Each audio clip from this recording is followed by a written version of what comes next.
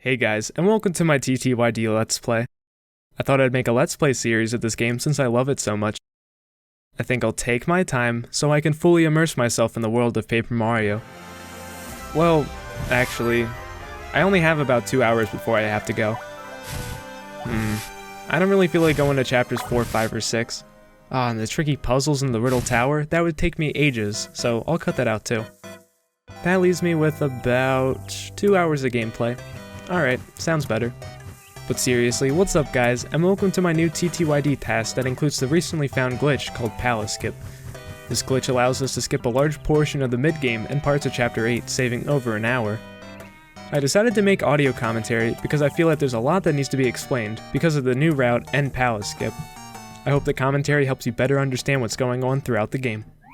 If you're not familiar with what a tool-assisted speedrun is, I'm essentially playing the game on an emulator on my computer, slowing it down, using an on-screen controller to make precise inputs, and save states that allow me to rewind the game and redo sections to fix mistakes. This allows me to create a theoretically perfect run. This may sound like cheating, but the aim is not to compete against humans, but rather it's to show the limit to which you can beat a certain game as fast as possible. For more information, you should visit tasvideos.org. So Mario receives a letter from Peach talking about a secret treasure that she went to Rogueport in search of. Inside the letter, she included a magical map that Mario will use to reach the treasure.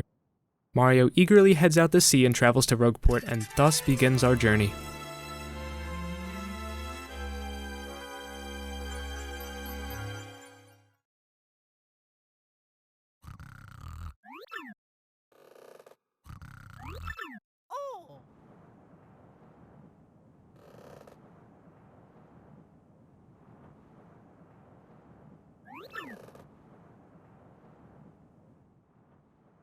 Immediately upon gaining control, I perform a glitch called Speed Swap. Mario's up and down speed is actually faster than any other direction. I can actually walk up or down for one frame and jump in any direction on the next frame and keep the larger speed value. Jumping first frame after landing from a previous jump keeps the larger speed value.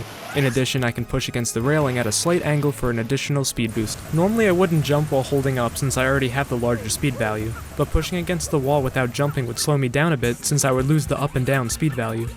Mario encounters Goombella, who's being interrogated by Lord Crump and two X-Nauts. They're trying to extract information about the crystal stars, which are the key to getting to the treasure.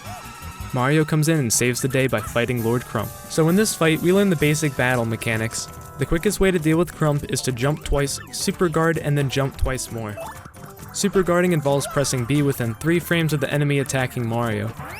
Mario will take no damage, and depending on what enemy he's fighting, the enemy will usually take a point of damage. For some reason, in the Japanese version of the game, there are certain enemies you cannot super guard, such as Smorg, Bonetail, and the Shadow Queen. If you're wondering why we have to use the Japanese version of the game, there are about 2 hours and 30 minutes worth of time saved due to Japanese-only glitches. In addition, text is more condensed, which means fewer text boxes, which saves a few minutes overall. And since I need my Let's Play to be as short as possible right now, I have to use this version. Crump is sad that we won, so he has his X-Nauts ambush Mario. Goombella and Mario are able to escape and run to Central Rogueport.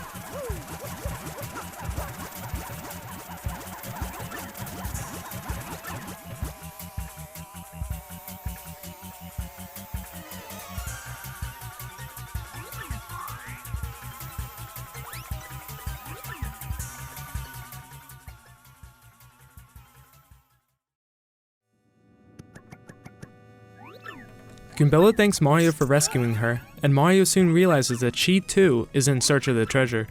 Goombella is ecstatic to find out that Mario has the magical map. Toadsworth comes in and explains that Peach is nowhere to be found.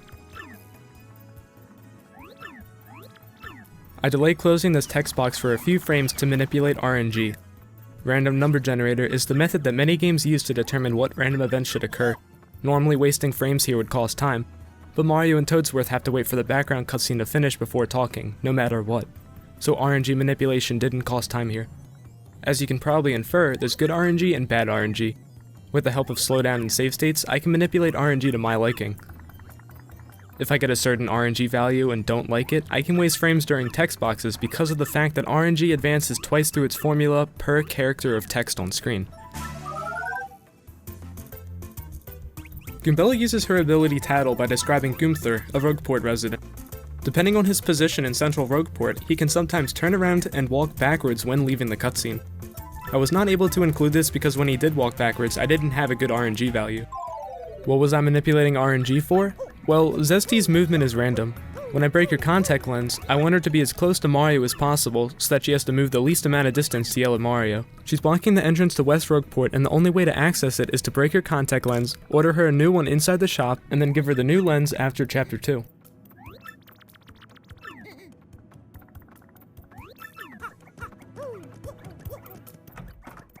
Inside the shop I buy 10 fright masks. I'll need one for the upcoming Goomba Trio fight, one for a Fuzzy fight in Chapter 1, one for a Paratroopa fight in Chapter 1, and 7 for Chapter 3 fights.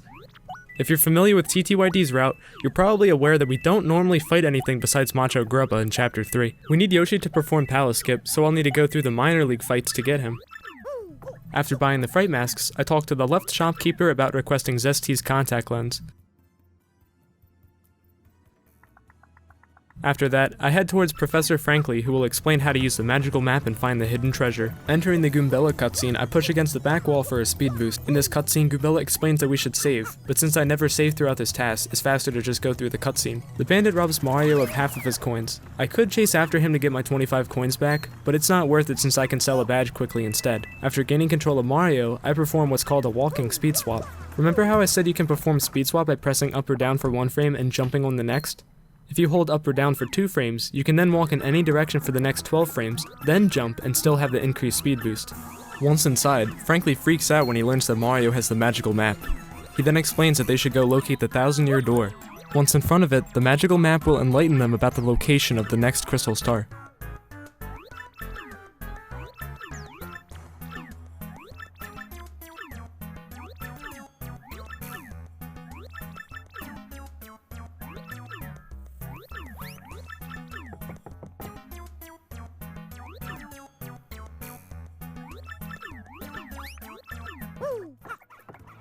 I jump into the cutscene slightly to the left. Whenever you jump into this cutscene, it rotates you a bit and sends you to the right. By jumping farther left, I land from my jump right above the spot that Mario moves to during the cutscene. This cuts down on Mario's walking time, saving a few frames. Frankly asks us if we need a tutorial on battle mechanics like super guarding. This would cost a minute, so we skip it.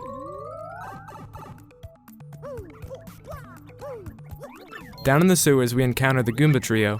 They're blocking our way, so we'll have to defeat them.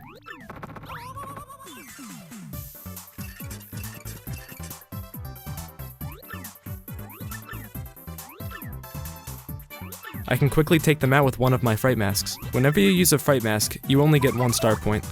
This actually helps me a ton. By that I mean I level up less, so I stay at low health for a longer period of time. I'll explain why that's important later in the run. After the fight, I can actually jump from the second stair to the platform. This skips having to go all the way right and then run back left, allowing me to enter the pipe earlier. This isn't possible before the fight because there's an invisible wall present at that point. I jumped while waiting for the platform to move in order to manipulate enemy positions and item block RNG in the following room. By manipulating RNG, I made sure I can jump past the Goombas without getting hit. In addition, I made sure the Fire Flower jumps out to the left. I'll need the Fire Flower for the blooper fight right at the end of the prologue.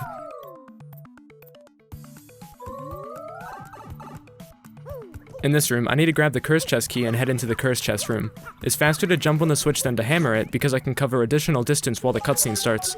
I jump right before reaching the edge of the platform.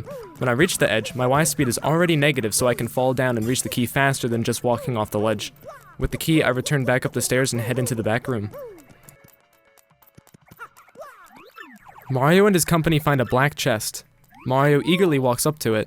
They begin talking, and the voice from within the chest persuades Mario to use the key to free himself. Mario opens the chest, and a purple monster curses him with the ability to turn into a plane. Oh no, I can't believe he fell for his trap. I think it's funny to note that at a minimum, there are only 3 places that I have to use the plane ability.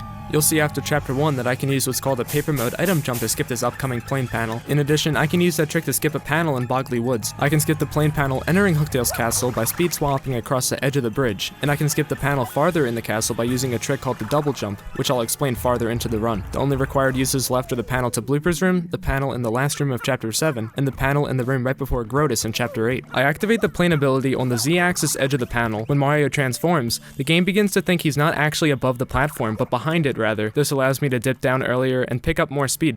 Even though I could skip this panel, it would require me to get an HP or FP item, but my inventory is full right now.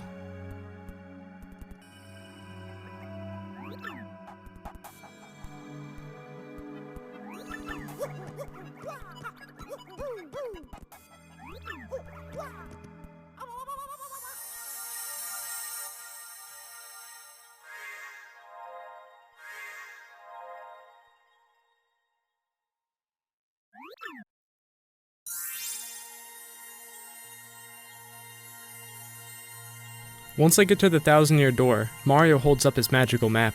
The map rises in the air, and it changes to show where Mario and Goombella need to go.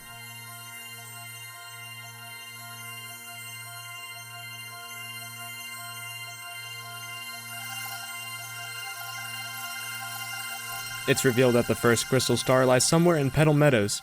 Mario and Goombella will have to go find the pipe that leads to this other area.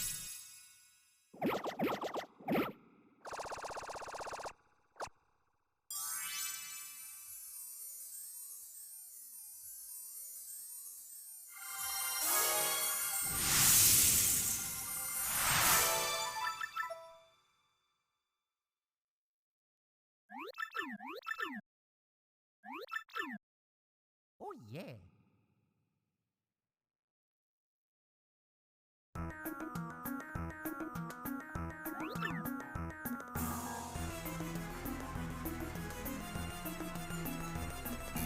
After returning to Frankly's house, he offers to teach us how to use our newly acquired special attack, Sweet Feast.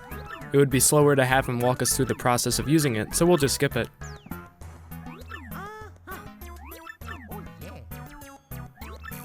Frankly suggests that we go back down into the sewers in order to find out how to access the Petal Meadows.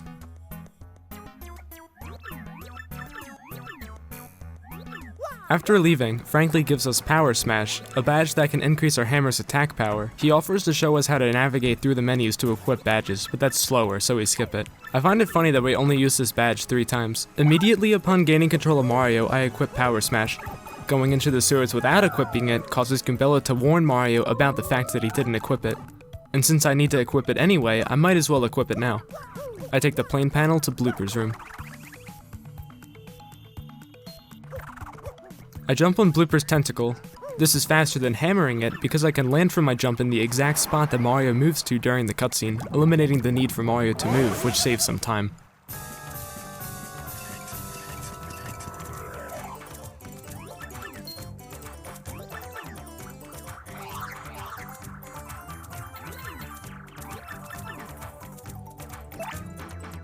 Inside the battle, I use my Fire Flower with Goombella, and then perform an uncharged Power Smash.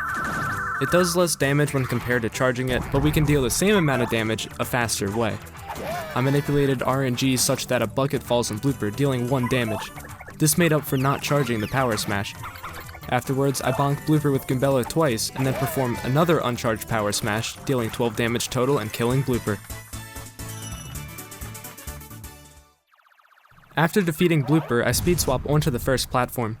The gap between the 2 moving platforms is too wide to speed swap across, so I have to wait until they move just slightly. I can make it from the second platform to the pipe though. I enter the pipe, which brings us to Chapter 1. The prologue was completed in approximately 13 minutes and 31 seconds.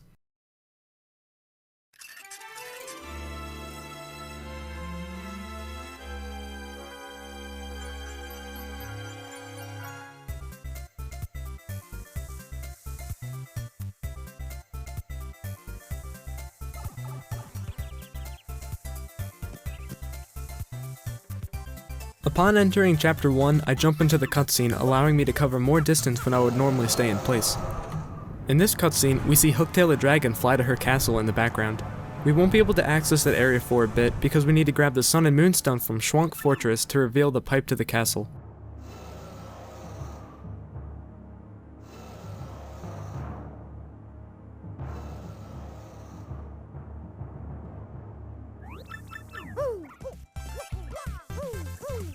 In the next room, I grabbed the close call badge. If you remember, I explained super guarding and how you cannot super guard any of the Shadow Queen's attacks. In order to defeat her at low health, I'll need to avoid her attacks somehow. I'll be able to manipulate RNG so that the game lets me dodge her attacks with close call. When I enter the following room, Goombella explains how I can press X and have her describe where we are in the world. The bridge is out, so I have to go into the background and hit a switch.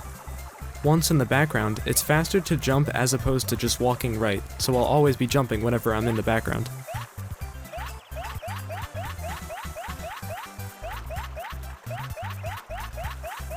Once I reveal the bridge, I can return to the foreground and continue towards Petalburg.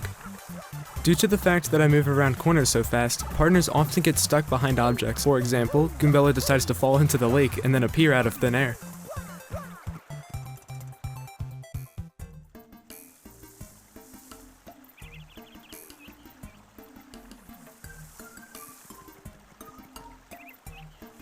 Upon entering Petalburg, we're greeted by a Koopa Troopa who recommends that we talk to the mayor in order to get closer to the Crystal Star.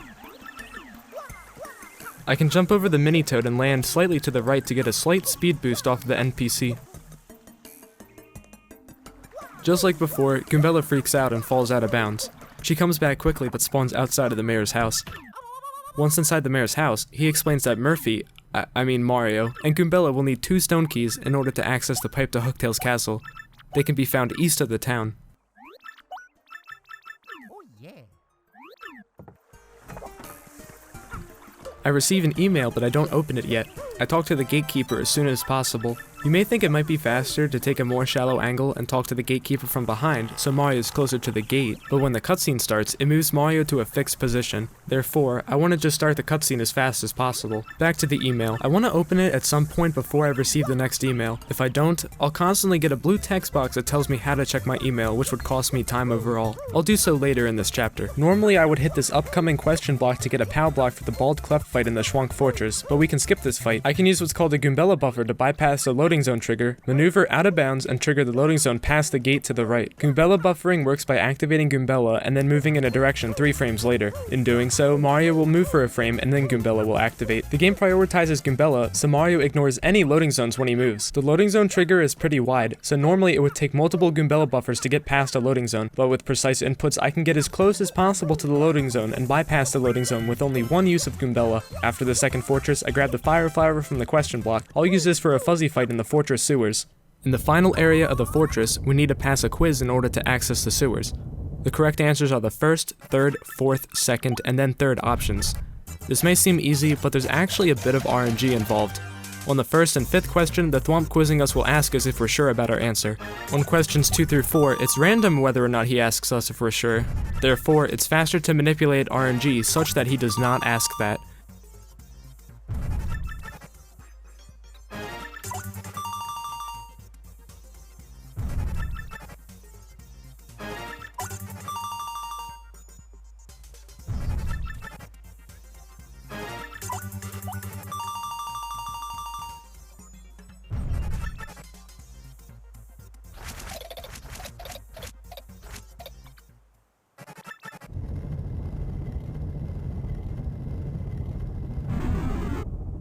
Once I pass the quiz, I head down into the sewers below. Upon entering the sewers, I head left towards the Moonstone. I manipulate RNG by jumping a different number of times. This causes enemy positions to change in such a way that I can avoid encounters while still going in a straight line. I can do a different number of jumps by making my jumps higher up in the air or lower.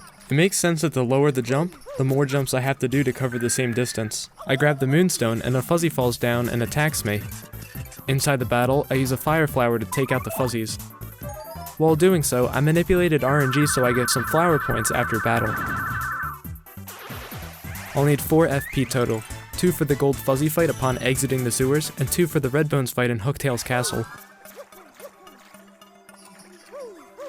Right before entering the second battle, I perform what's called the delayed Goombella buffer. This involves doing a normal Goombella buffer, but if Goombella is far enough away, her text box won't show up for an additional frame. Because of this, the game prioritizes the item acquisition. Once I close the item text box, Goombella starts talking, but at the same time the fuzzy drops from the ceiling starting the battle. Her text box stays up afterwards, and we call this text storage. By advancing the text box on a certain frame, I can manipulate RNG. I manipulate RNG such that my audience is full of Shy Guys. The audience can drop items based off RNG. One specific item Shy Guys can drop from the audience is HP Drain. This item will deal 5 damage to an enemy.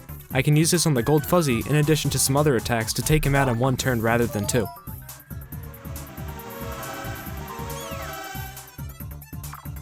After the fight, I grab one more FP that I manipulated. With 4 FP, I can head out towards the Gold Fuzzy. The text storage text box closes upon leaving the room. I scrolled it back and forth to manipulate RNG, so the fuzzies in this hallway won't be near me.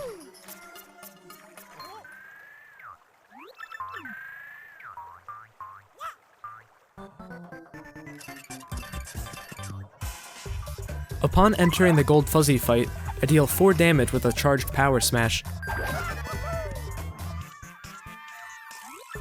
When the Fuzzy Horde comes out, I manipulated RNG with a text storage text box in such a way that it caused a bucket to fall on the Gold Fuzzy, dealing 1 more damage. I then used my HP drain, dealing 5 more damage, killing the Gold Fuzzy. In doing so, the Horde runs away.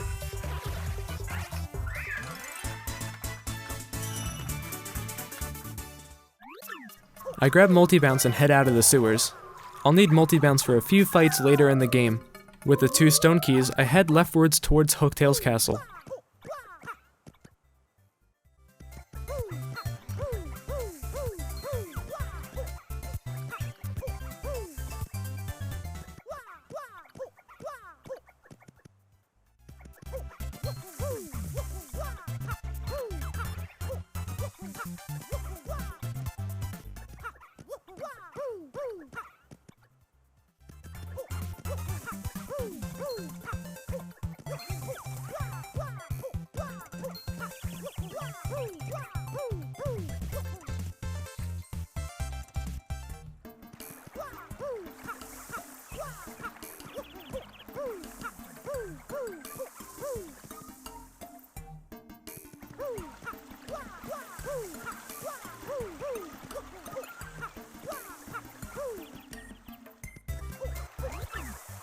On the way to Hooktail's castle, we meet Koops.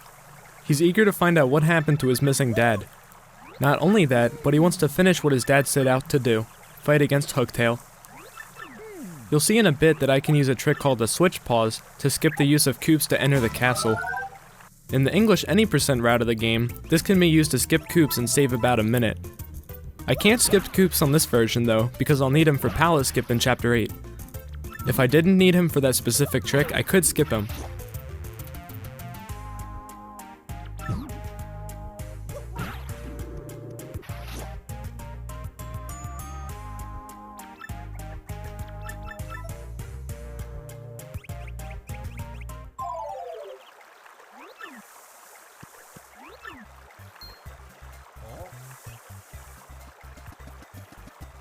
After the game explains how to use Koops, his girlfriend Koopy tells him not to go, but Koops refuses to listen. Angrily, she dashes left and then back right across the room.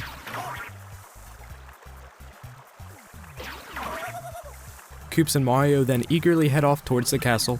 Upon gaining control of Mario, I hit the question block for a Fire Flower and shake the bush for a mystery item. I'll need the Fire Flower for the upcoming Red Bones fight in Hooktail's castle, and I'll need the mystery item for a fight in Chapter 2.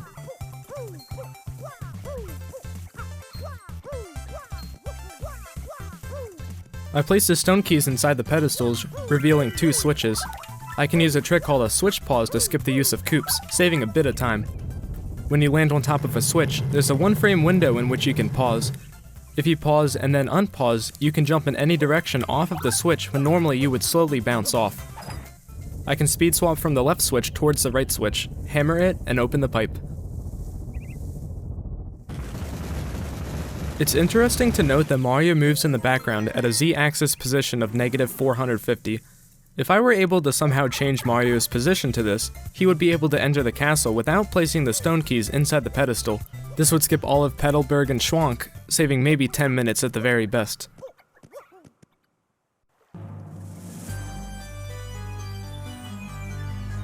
Normally to enter the castle doors, I need to use the plane panel above me and fly across the bridge gap, but I can actually make it across with a speed swap. I don't quite make it across with the speed swap, but I can hold up right before falling under and clip back up.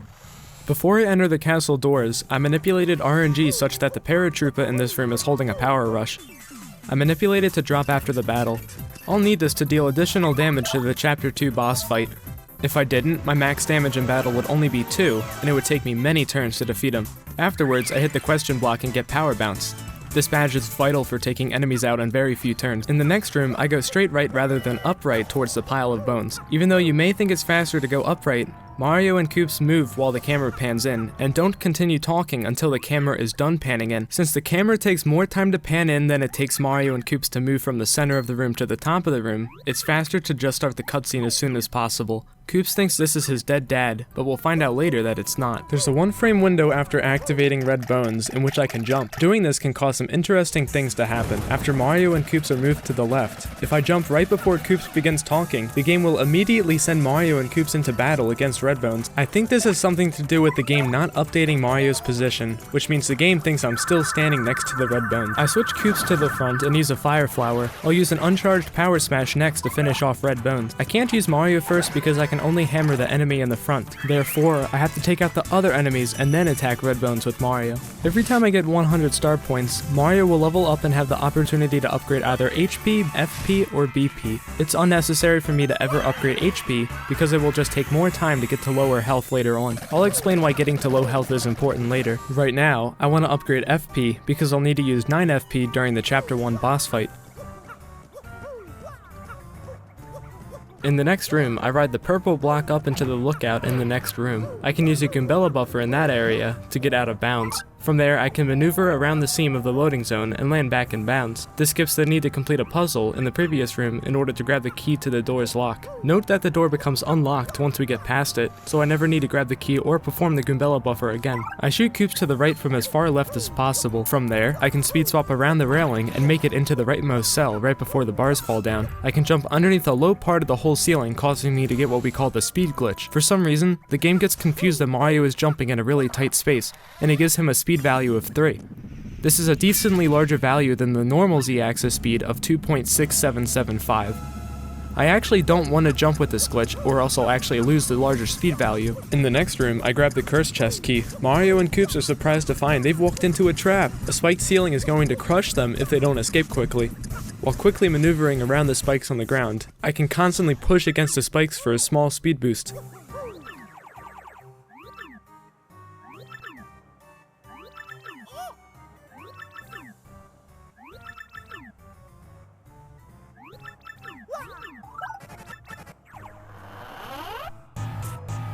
I open the curse chest with the key I just got, and we are once again fooled by the purple monster inside the chest. This time, he curses us with the ability to transform into paper by holding R.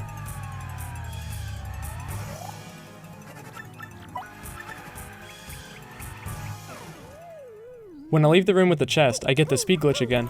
I can jump on the same frame as unspinning from paper mode. Right before landing, I hold neutral on the control stick, and then I jump on the next frame while holding a direction. The game still thinks I'm in paper mode, but I have full speed. Performing this trick skips the unspinning animation. This is what we call unspin cancels. If you're wondering why I unspin before entering the left cell, jumping while unspinning and then unspinning later causes Mario to unspin while moving twice as fast.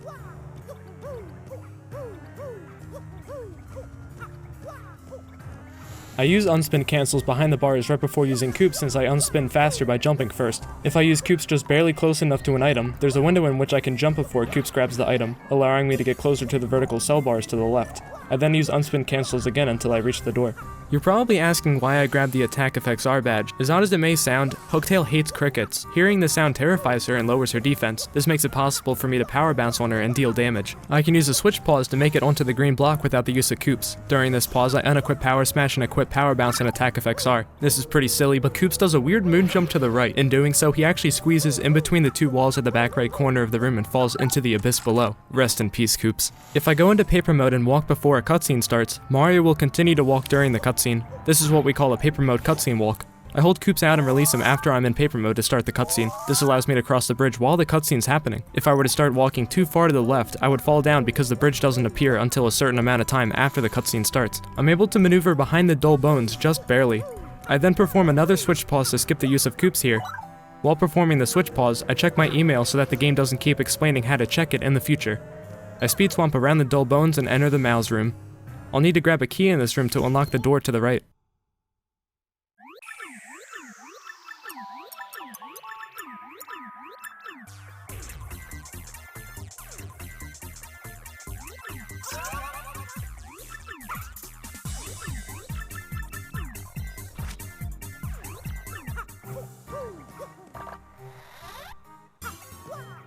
After leaving the mouse room, there's always a 1-frame window where I can pause without triggering the enemy Mario is touching. I can hold down and pause 7 times to avoid entering a fight with the dull bones. If I press A as soon as possible when opening the lock, it will allow me to jump in a slightly different direction, letting me get closer to the door. In the next room, I hit the yellow block, hold Koops out, and release him as soon as possible to send the yellow platform up. If I release Koops too soon, he'll hit the block but the yellow platform won't rise. When the platform is high enough, I get the speed glitch by jamming Mario underneath the low ceiling above. I then use paper mode to go through the bars and use an unspin cancel to activate the plane panel earlier. I could skip the platform by performing a switch pause on top of the yellow switch down to the right, then jump towards the door, then enter a battle with the dull bones via Koops, and then perform a double jump to reach the door. This is about a second slower, so I just used the plane panel instead. You might be asking what a double jump is. After you leave a battle, there's a 1-frame window in which you can jump mid-air. I'll need to use that trick for palace skip. After grabbing the key, I head out towards the castle lookout and make my way to Hooktail's lair. While going up this spiral, I push at a constant angle against the wall for a speed boost.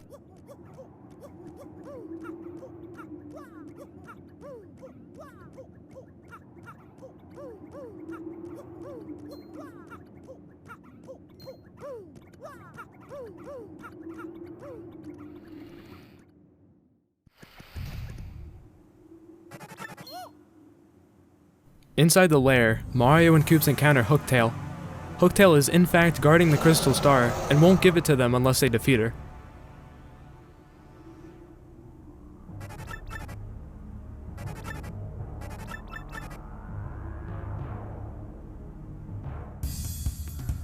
Once in battle, I deal 10 power bounces. The first one doesn't deal any damage because she has 1 defense, but then she hears the cricket noise and lowers her defense. This allows me to deal 9 damage in this period. Normally it's faster to swap partners than to defend with a partner in order to skip a turn, but it's faster to have Koops already out for the next cutscene than to have Goombella out first.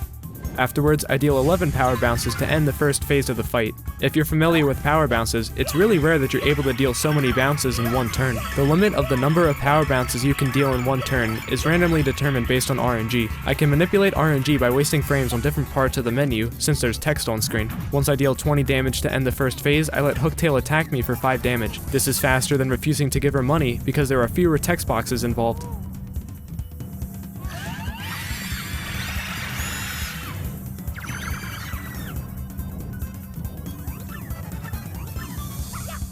After she eats the audience, I manipulate 10 power bounces, ending the fight.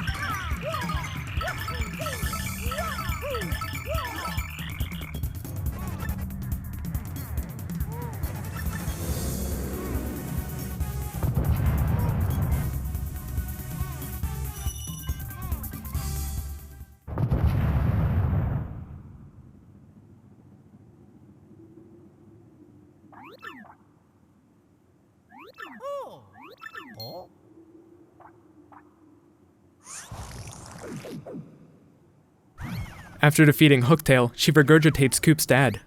They talk for a bit until Koops' dad gives him the crystal star he found inside the dragon.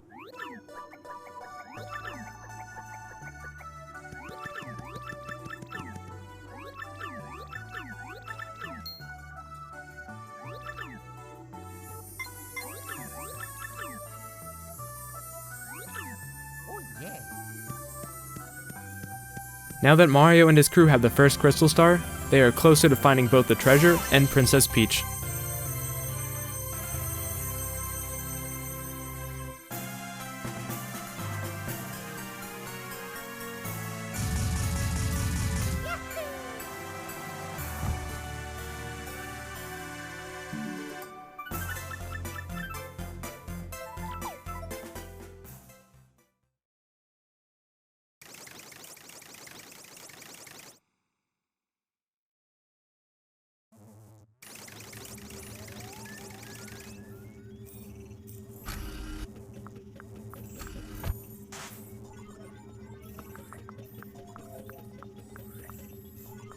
The game transitions to Peach's point of view, and we find that she's in an unknown place and is being held captive by the X-Nauts.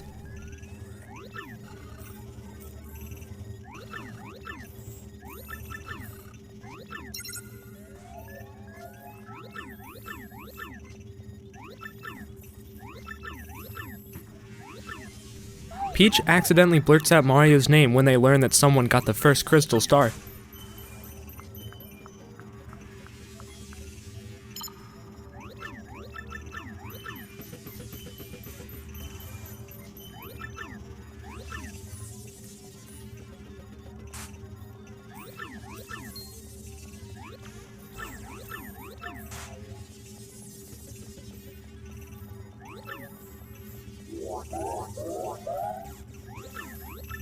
Determined to stop Mario, the X-Naut's leader, Sir Grotus, sends the Shadow Sirens to stop Mario at the location of the next crystal star.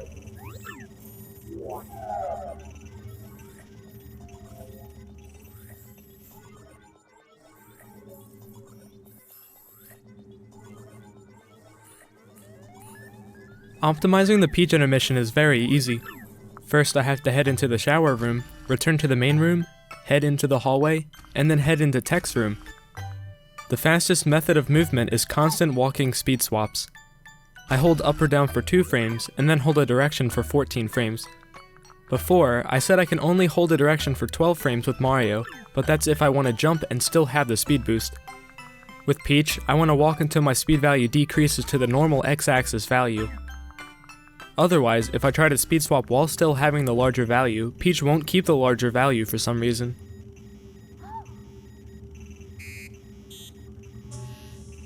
After reaching the rightmost room, we meet Tech, the area's main computer system. Interesting to note, Tech's light in the Japanese version is red, but it's blue in the English version. We're not really sure why.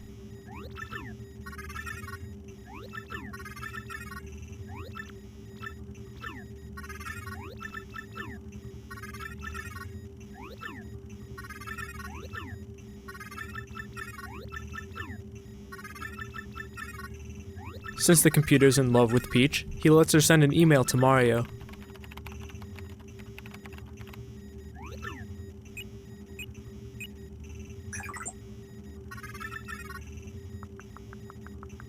Peach then returns to her room.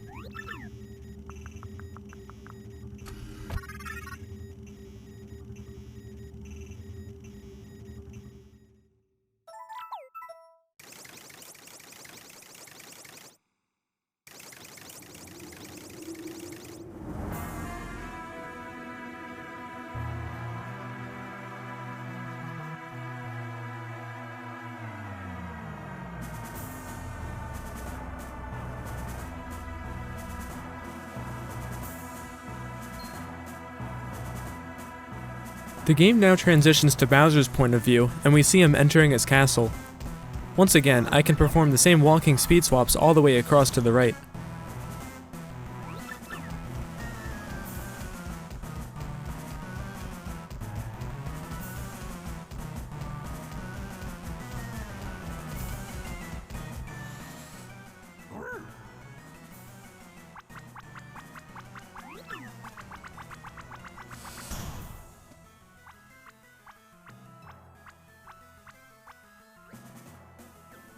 Once I make it all the way right, Kammy Koopa and Bowser talk about how Mario went to Rogueport in search for a secret treasure. In addition, they find out that Princess Peach has been abducted.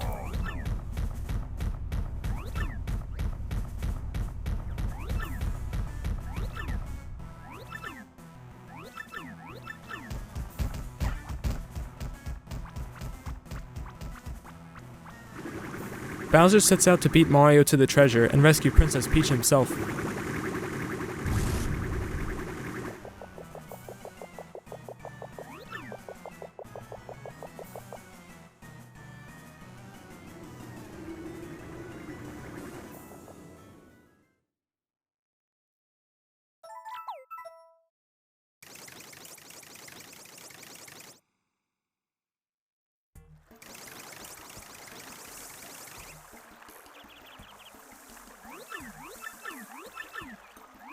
Back to Mario's perspective. Coop says goodbye to his dad as he heads out with Mario to find the next crystal star. From Petalburg, I speed swap all the way across back to the Rogueport sewers.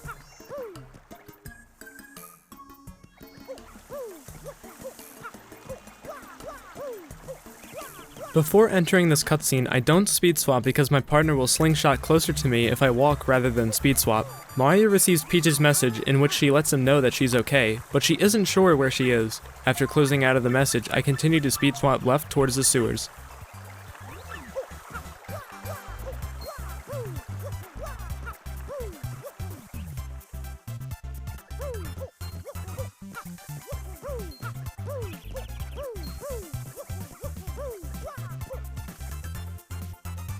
Inside the room with the pipe to Hooktail's castle, I hit the question block for a mushroom. I'll use this to perform what's called a paper mode item jump to skip a plane panel in the sewers.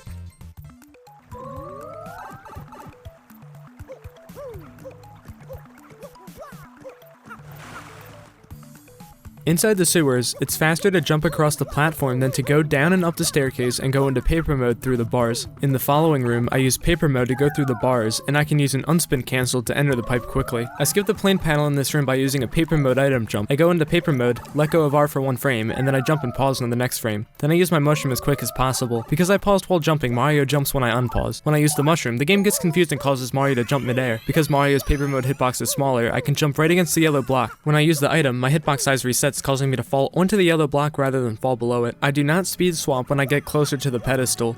This is because my partner will slingshot closer to me if I walk after speed swapping for a bit. Since this cutscene doesn't progress until my partner is in their fixed position, I want them to slingshot. I also manipulated them to jump to their spot because their speed is faster while jumping. You may be asking why I paused twice for the paper mode item jump.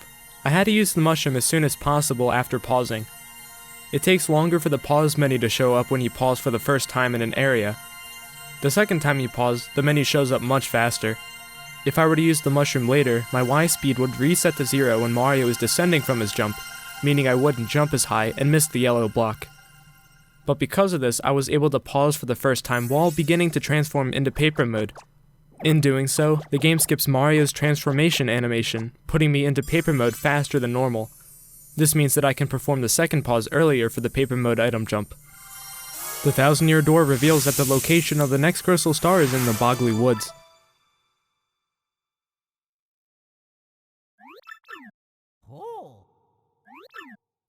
We head back to Frankly's house, and he'll help us find our way.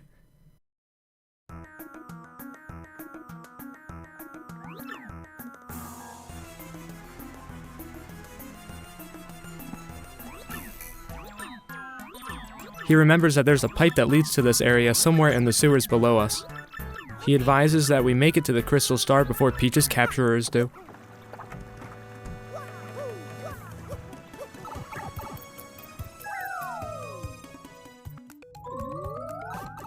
Entering the first pipe, I use an unspin cancel to reach it immediately instead of unspinning first. I do the same in the following room.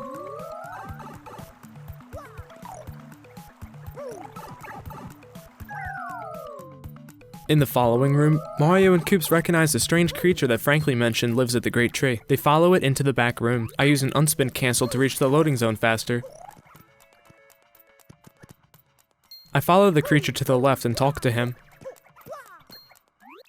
He asks us if we're bullies, and it's faster to say we're not, rather than guess again, nerd. Koops asks him if he lives in the Great Tree, and Punio, the creature, confirms this. It turns out that the X-Nauts, Peach's capturers, have taken over the Great Tree. Koops concludes that these are the guys that are trying to search for the crystal stars before us.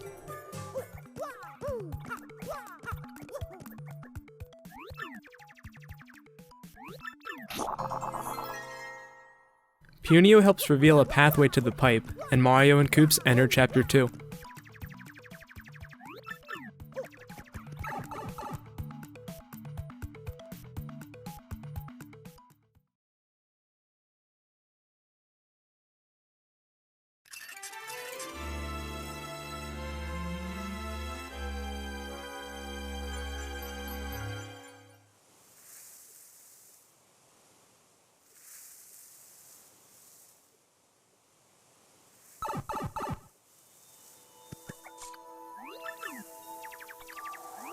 Once inside Chapter 2, I speed swap to the right.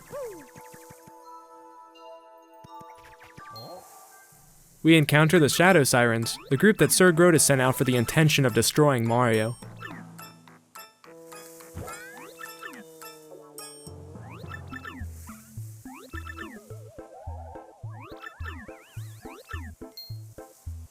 They lost their sketch of Mario's face though, so they don't recognize him when he walks by.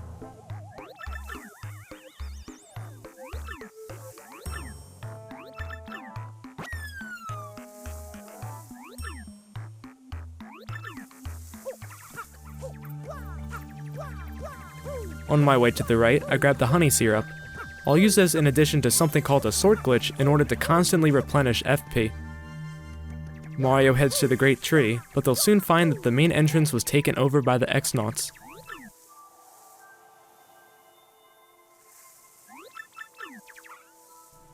When I make it to the background, I constantly jump. Just like in Chapter 1, it's always faster to jump in the background as opposed to walking right. Back to the sort glitch. When you open up a menu, you can press Z and then up or down to change how the game sorts the items in that menu. If I change the sorting method and unpause on the same frame, the game gets really confused. When I reopen the menu, my cursor will be missing. Not only that, but the game still thinks I'm in the sort menu. If I go to use an item and then press up or down to change the sorting method, the game will try to remove an item in the position that you used it from. In doing so, the game identifies that the item you just used isn't in that position anymore. Therefore, it does nothing. We keep the item and can perform sort glitches many times as we want in the future. This allows me to constantly regenerate FP when I would normally have to route in alternative, slower ways to get flower points. Punia realizes that the door that the X-Nauts set up is locked, so he suggests that we visit Madame Flurry. We'll see in a bit that she's upset over her missing necklace.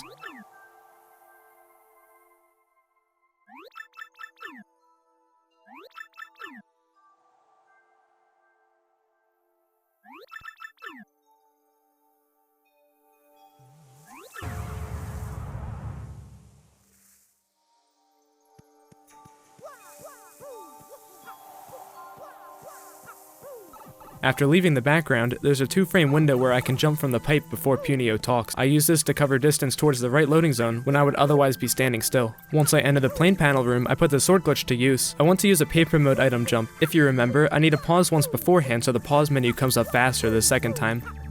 I can use the first pause to set up a sort glitch. Then I use the honey syrup to paper mode item jump. While using it, I change the menu sorting so I keep the item. Performing this paper mode item jump allows me to skip the plane panel. In the next room, I can go into paper mode and jump while unspinning. Doing so behind this tree causes Mario to get pushed backwards near the pipe. From there, I unspin cancel onto the pipe. This skips having to go all the way to the right and go through the fence with paper mode. As a result of this glitch, Punio actually talks while we're in the background.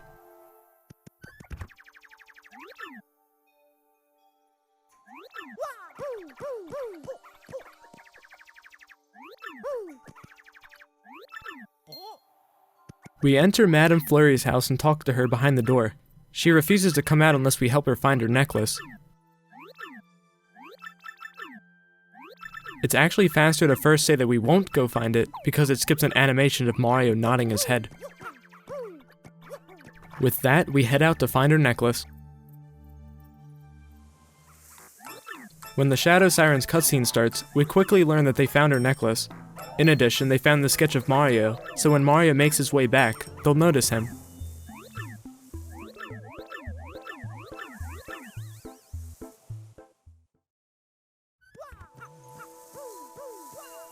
On the way back, I jump throughout the background.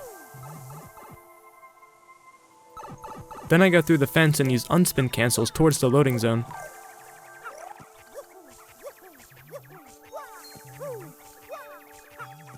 In the plane panel room, I walk along the back and grab P down D up P.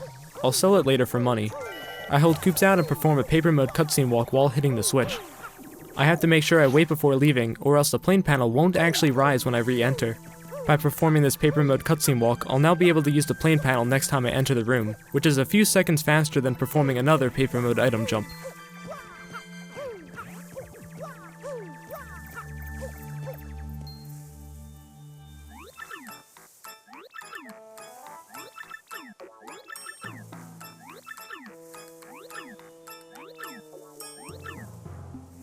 I approach the Shadow Sirens and they recognize Mario. We head into battle.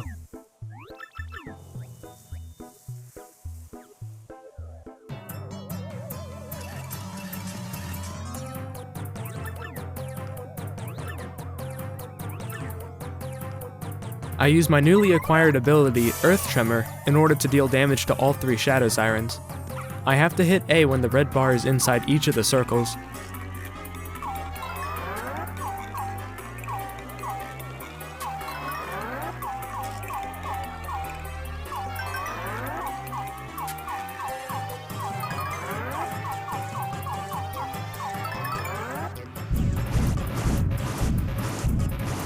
After hitting all the action commands, it deals 6 damage.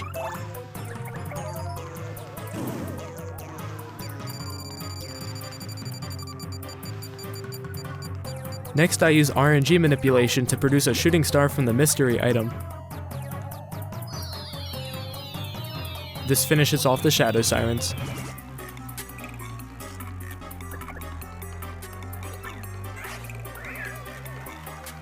After the fight, there's a 1-frame window where I can jump closer to the necklace. From there, I go left. Normally I would go right, but I can get to the right loading zone a faster way. I squeeze Mario in between the left wall and the tree. The wonky collision pushes Mario out of bounds. He respawns at the spot that he entered the room from, which is from the right loading zone. This does not save time when I first enter the chapter, because since I entered the room from the left, it respawns me to the left as opposed to the right. With the necklace, Mario and his crew head back to Flurry's house to return the necklace to her.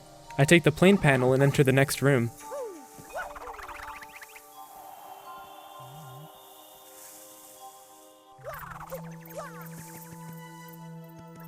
I perform the same out-of-bounds trick I used in this room before to reach the pipe quicker.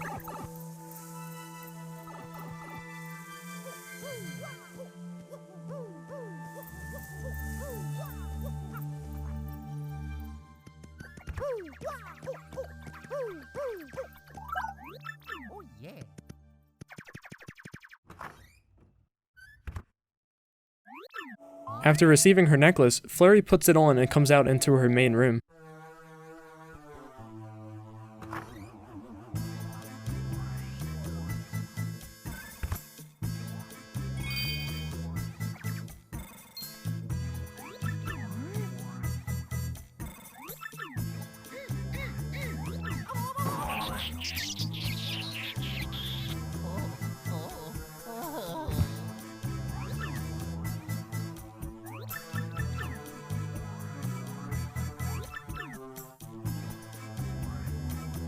She willingly joins Mario's party and they set off for the Great Tree.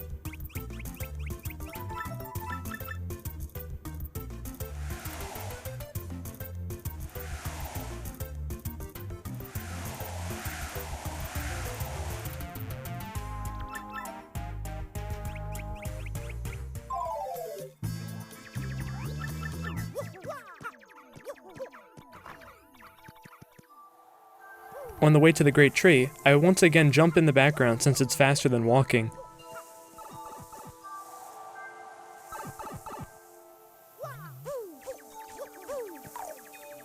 In addition, I perform unspin cancels after moving through the fence. In the plane panel room, it's faster to walk left rather than up left towards the back ledge. This is because I don't have to hit the blue switch like last time, and the fastest path to the loading zone is through the front of the room. I enter the pipe and jump towards the Great Tree in the background.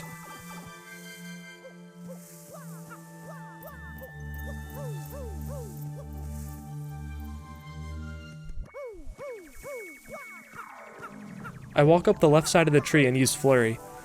In doing so, she reveals a hidden entrance. Punio crawls in and unlocks the main door for Mario and Flurry.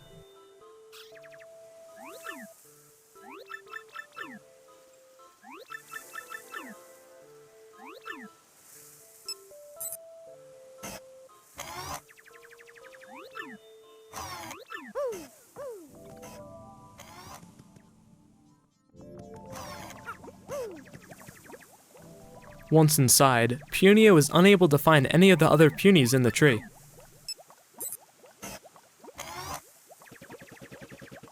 They encounter 2 X-Nauts and go to battle with them.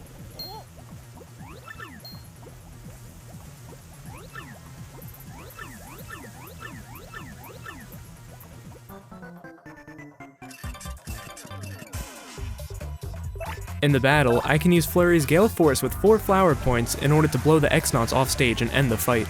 It's random whether or not enemies will get blown off stage, but I can manipulate RNG to make sure the Gale Force works. After the fight, there's a 1-frame window where I can jump forward. This will actually save a bit of time because I'm now slightly closer to the pipe I'll have to enter. The cutscene also looks a bit silly when Mario is standing farther right than intended.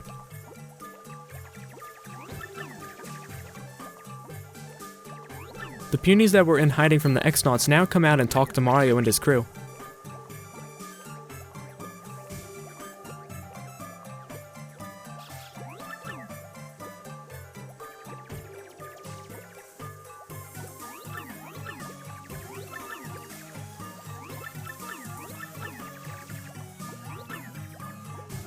They explain that the Elder and the majority of the Punies have been locked away somewhere.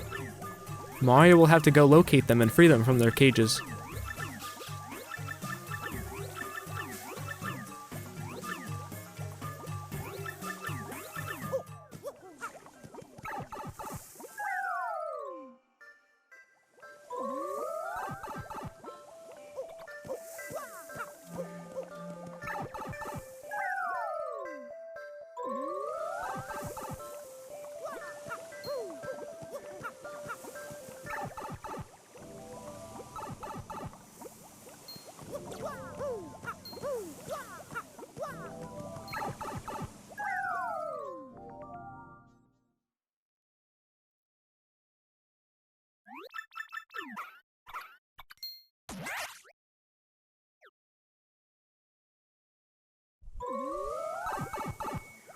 Mario finds the Elder and Punies locked away.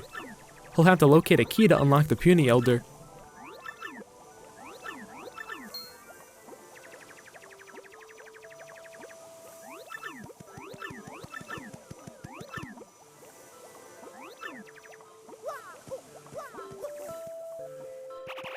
In the room to the left, we meet back up with Ms. Mouse, who is on the hunt for some more treasure, just like in Hooktail's castle.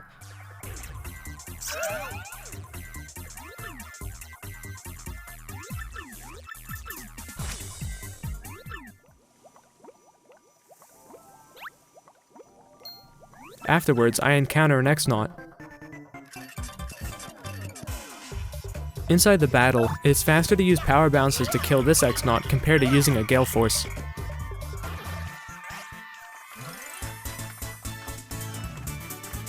I used RNG manipulation so that the key jumps out to the right.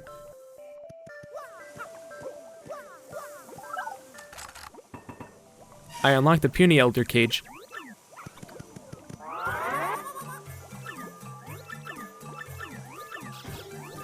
He begins to bore Mario, causing him to fall asleep.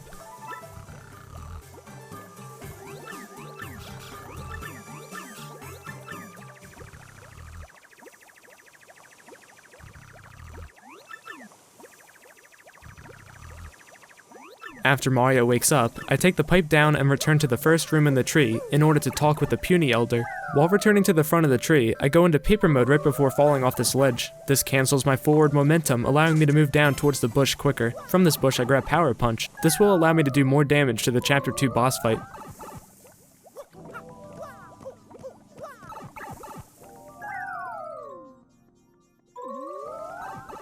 I walk instead of speed swapping into the cutscene.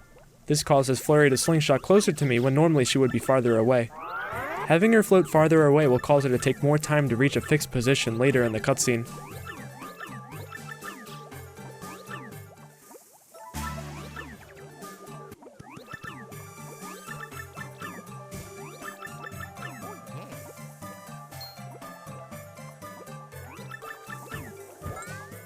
So the Elder talks to Mario and gives him an orb.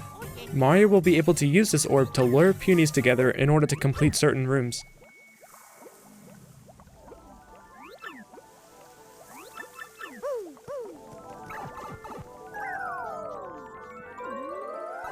Mario places the orb in this pedestal, and the Punies help reveal a pipe.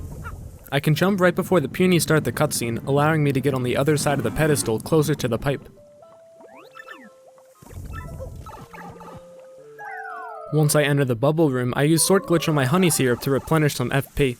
Then I get into battle with the X-Naut. This isn't a necessary fight, but I'm low on star points. I want to level up before the Chapter 2 boss fight, that way I can remain in peril longer. This will give me a damage boost later on. I'll get the remaining star points necessary to level up from another X-Naut fight later. Normally you need to place the Puny orb inside the pedestal and then use Flurry to blow the Punies across the room, but we can do something faster than that. The game only checks to see if the Punies are with Mario when he's standing on the floor. If I walk towards the Punies while on the ground, the game will still think they're next to me. Therefore, I can speed swap to the right, walk for a frame to the left, and then continue speed swapping right. We call this the Puny glitch. In the next room, I can travel to the pipe so quickly that the game doesn't even have an opportunity to check if the Punies are still with me. I used a bit of RNG manipulation to make sure Punio is near the front of the Puny crowd. This way, he doesn't have to cover a ton of distance before talking. In this room, we have to fight a group of Jabbies, the rivals to the Punies. This is one of the most RNG dependent parts of the run, because there's so much variation as to how fast or slow this fight can take. I use Flurry right off the bat to stun all of the Jabbies. This allows the Punies to attack the Jabbies more efficiently.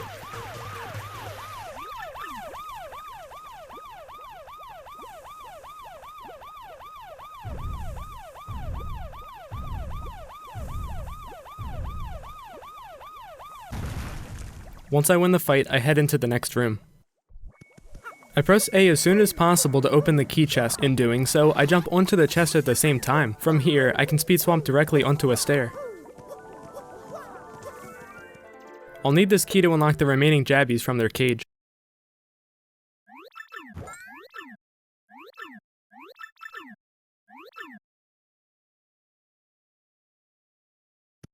With the key, I now head back up the tree to the cage room.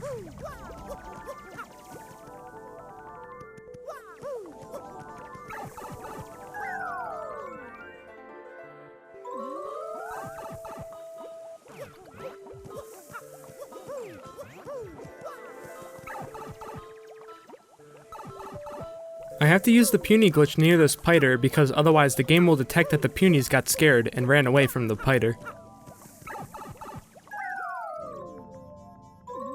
I can leave the punies behind in the bubble room because I won't need them until I head back down to the next Jabby fight.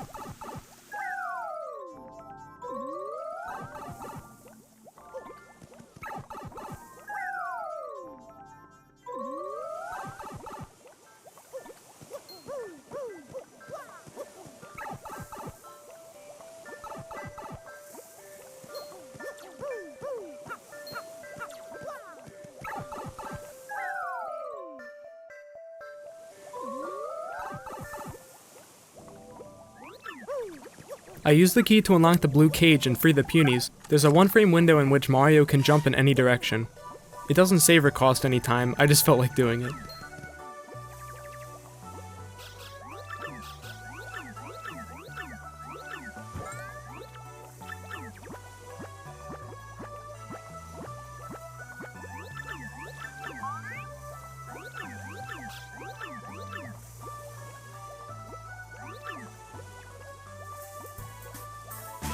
With the 91 punies, I head back down to the bubble room.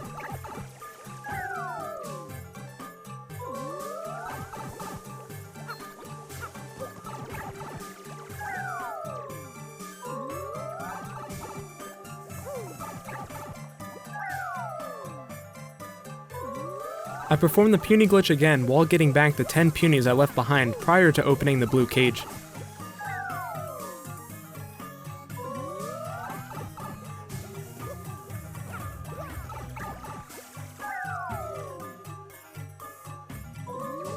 With all 101 punies, I head left towards the 100 Jabby fight. I hit an invisible block with Mario's hammer and then jump on it, which is faster than walking all the way around.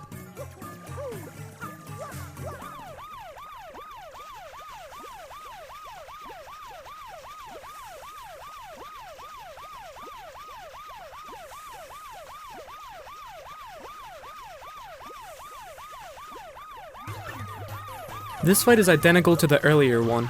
I use Flurry to stun most of the Jabbies and let the punies do the rest of the work while I manipulate RNG.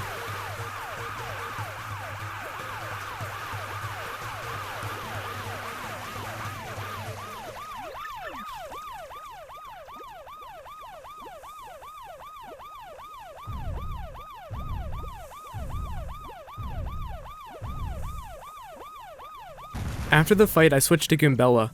I use a Goombella buffer to get out of bounds, and using paper mode against the edge of the loading zone wall, I can get out of bounds. From there, I can maneuver around the back of the room and fall into the pipe below. This skips the need to enter another cutscene and get the super boots, saving a few minutes. The distance I travel to the pipe is short enough that the game doesn't have time to check if all the punies are with me, so I don't need to use the puny glitch to keep them all with me. In the following room, I can use the puny glitch to skip a long cutscene in which water drains into the room so that the punies can cross the platform.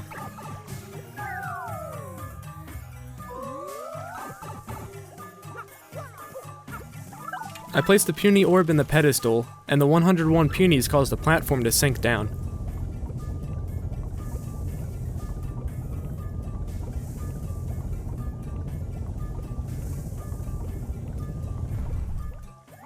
I remove the orb and head into the Crystal Star Room.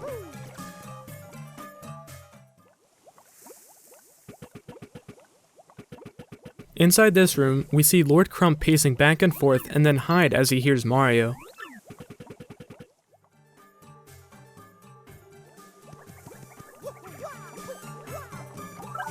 I place the orb in the pedestal and the 101 peonies cause the Crystal Star cutscene to begin.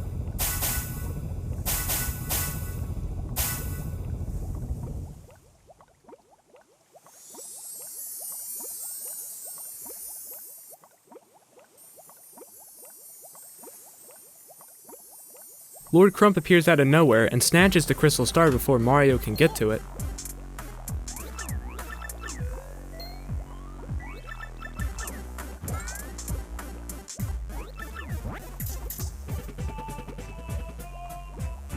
Crump sets off a bomb that will go off if Mario doesn't escape from the tree in time. I chase Crump up through the pipe.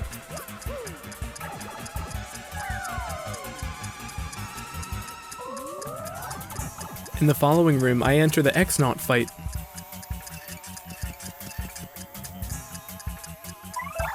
I use Flurry's Gale Force to take out both of these X-Nauts.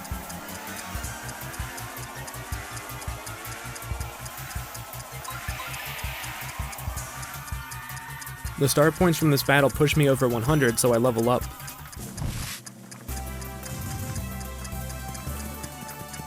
I'll need more room to equip badges, so I upgrade my badge points to 6.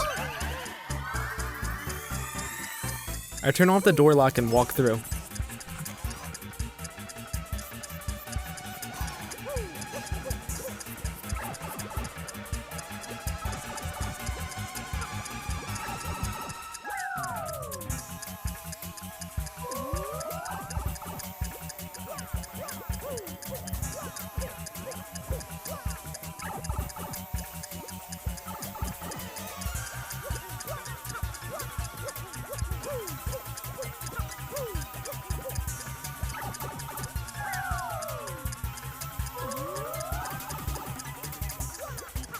After unlocking the door to the main tree room, I pause to equip Power Rush.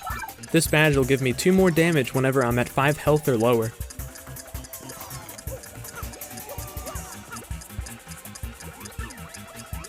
In the next room, I walk up on Crump and the Puny Elder arguing.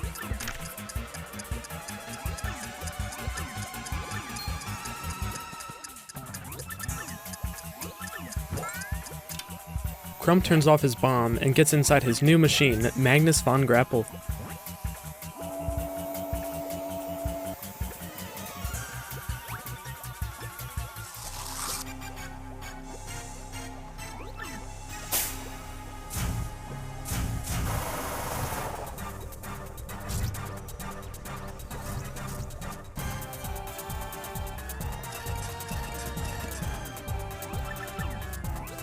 Inside the battle, I pass for 3 turns in order to get into danger.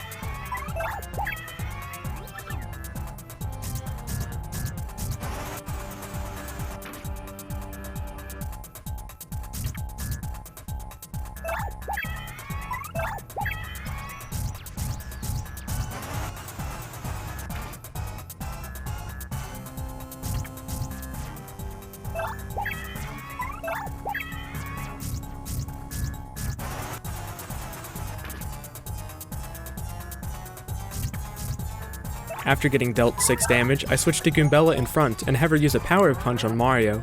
His base damage of 1 has now increased by 2 because of the Power Rush, and 2 more because of the Power Punch. Magnus has 1 defense, so my max damage is 4 at the start of my power bounces. I manipulate an 8 cap and a 10 cap in order to take Magnus out in 2 turns.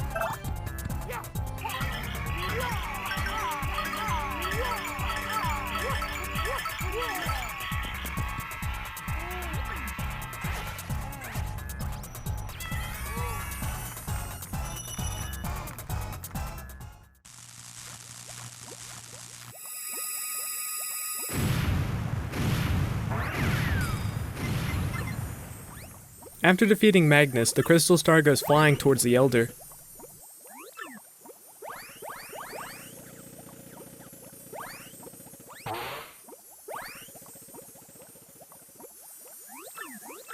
Mario picks it up, ending Chapter 2.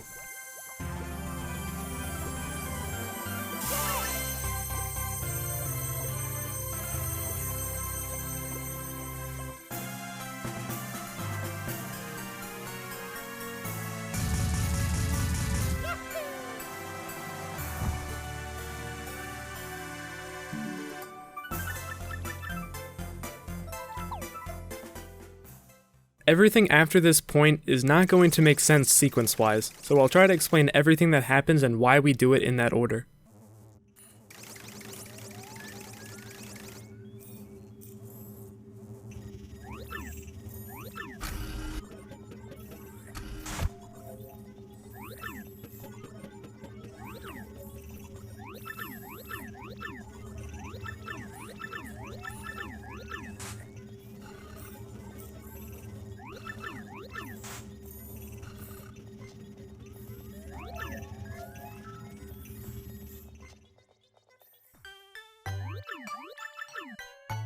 The game changes back to Peach's perspective.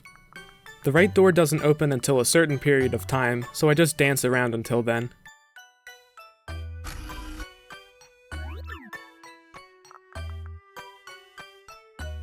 I walking speed swap across the hallway into Tech's room.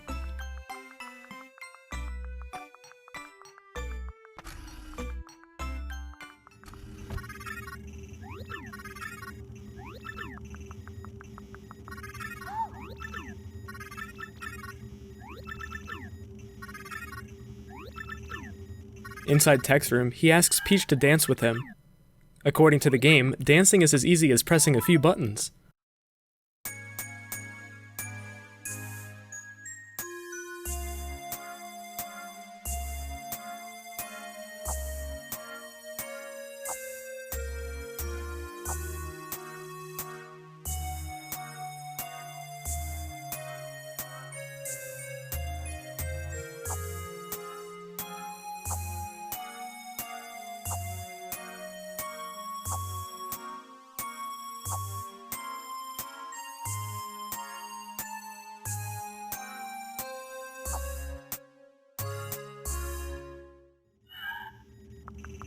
The position that Peach ends in does not affect the length of the cutscene, so I don't need to manipulate where she ends.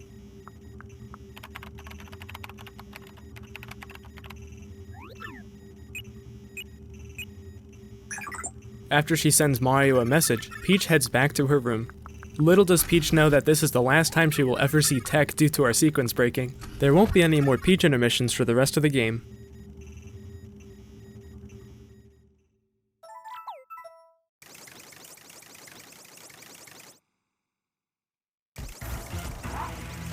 We switch to Bowser's perspective, and he stumbled upon Petal Meadows.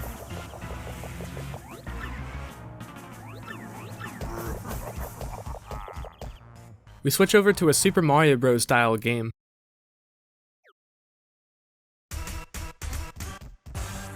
This is fairly easy to optimize. I just hold right and jump whenever necessary, while avoiding any enemies.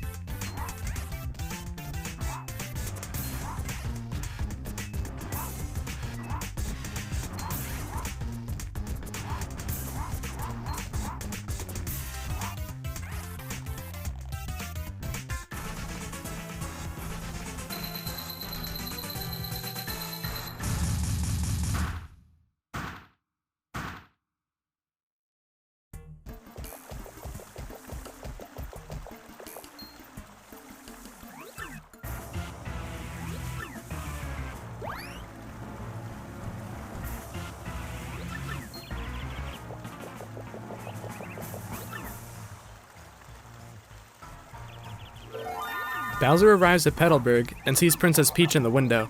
He did it! He rescued Peach! Except that's just a poster that one of the Petalburg residents put up on their window.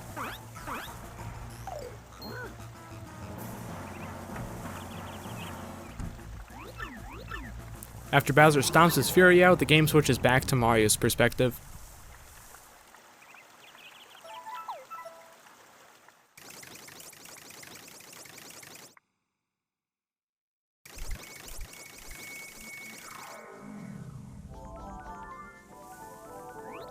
The Punies thank Mario for his services.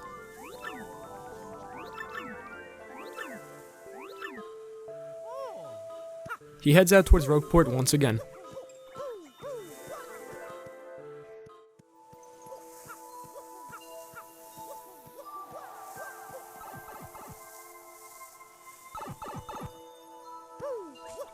Mario receives another message from Peach.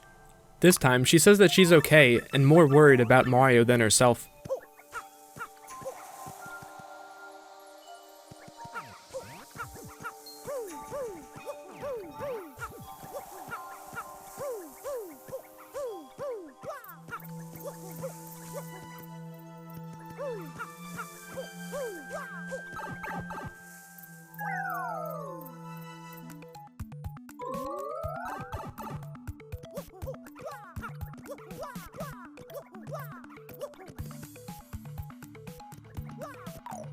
I can perform unspin cancels until I get to the yellow block.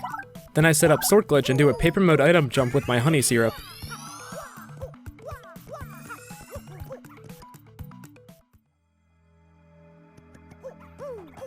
Once again, I walk as opposed to speed swapping when I get close to the pedestal. This way, Goombella slingshots towards me and the cutscene will progress faster.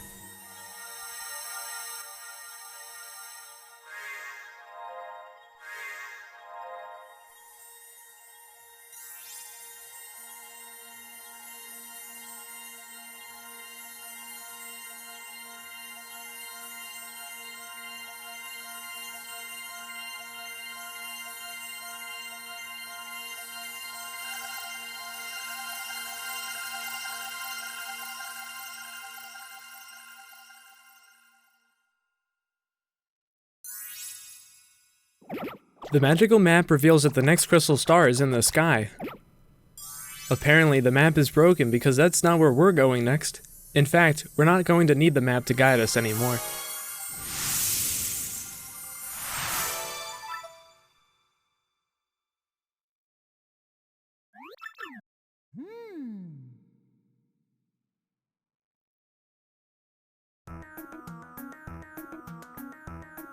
We visit Frankly. He tells us that the next crystal star is in a floating town called Glitzville. He advises Mario to get a blimp ticket in order to reach the town. I'll get the blimp ticket now, but I won't be going to Glitzville for a while.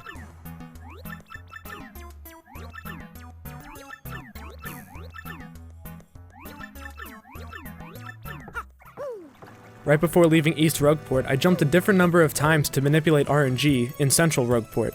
I want a Power Rush to be on sale in the Bad Shop, and I want Charlieton, a merchant in Central Rogueport, to be selling Mega Rush.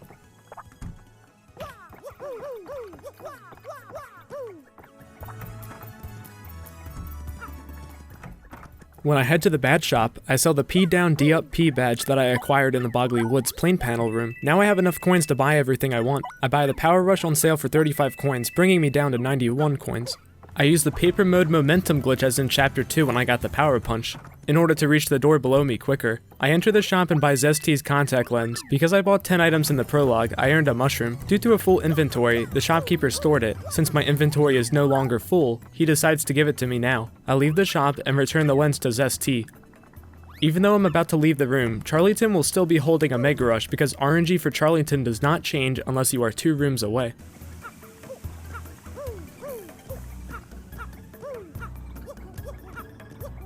In the west part of town, I head into Westside Goods and I first store my mushrooms so I have more inventory space. Then I buy a dried shroom and dizzy dial. This item combination is a secret code that the shopkeeper recognizes. By then saying my favorite color is yellow, the shopkeeper knows that we need to go see Don Pianta behind the shop. He'll be able to give us a blimp ticket. The shopkeeper unlocks the door for us.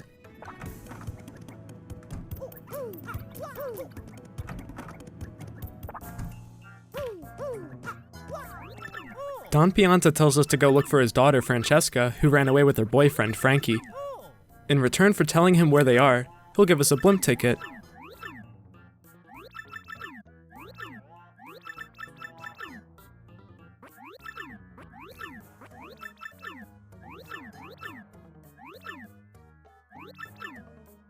Mario heads out to go look for them.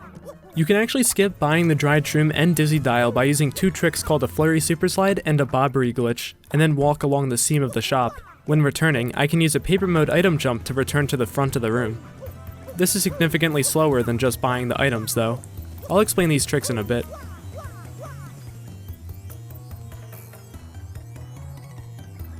In Central Rogueport, I buy Mega Rush from Charlieton. This will boost my attack power by 5 when I'm at 1 health. I immediately equip it along with the Power Rush I just bought.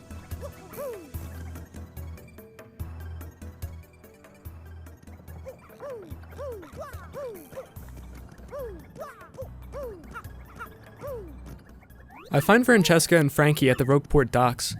They beg me not to tell Don Pianta that they're here, but we need that blimp ticket.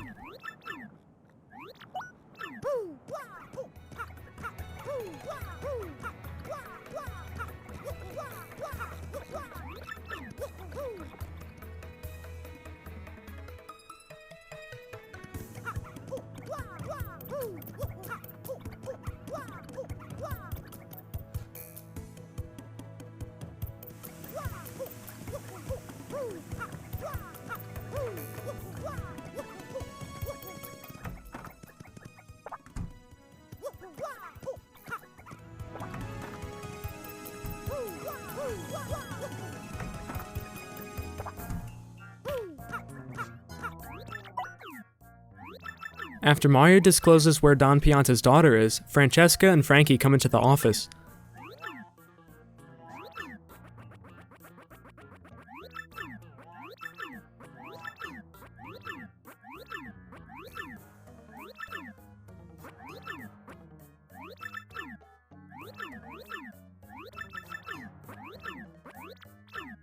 After arguing, Don Pianta gives Mario the blimp ticket. If you jump too close to Don when the cutscene ends, you can actually soft lock because Don will be frozen in place trying to give Mario the ticket. Next, I'll need to explain two tricks that will be used to warp to Chapter 7. The first glitch is called Bobbery glitch. The name is a bit misleading because it was believed to only be possible with Bobbery. In an upcoming room, I can tap R to go into paper mode. Due to some wonky collision in one part of the room, I can get the equivalent of an unspin cancel. If I enter a door with this glitch active, Mario will walk in at a speed of 1 instead of a normal speed. In doing so, I'll remain out of bounds. The camera will rotate 90 degrees because I enter the room. This is important due to the way the next glitch works. If you press X to use Flurry and then open a door 3 frames later, Mario will simultaneously open the door and use Flurry. Tapping X several times will cause Mario and Flurry to slide down on the Z axis. Since the camera rotated 90 degrees, I will now be moving to the left if the camera was facing the normal direction. During door transitions, walls are not solid. I can use the Flurry Super Slide to go through the wall next to the teleporter room. Once inside, I activate the teleporter and go straight to Chapter 7. And just like that, I've skipped Chapters 3 through 6. I'll actually need to go back to Chapter 3 for a short bit later, in order to get Yoshi, but we can worry about that later. We never find this out because of the sequence break, but this is the X-Knob base on the moon. This is where Peach was held captive. Right now, the game doesn't correctly recognize that we're in a Chapter 7 state, so I have to go a few rooms to the right and read a red note attached to the table. The game now recognizes that we're in Chapter 7.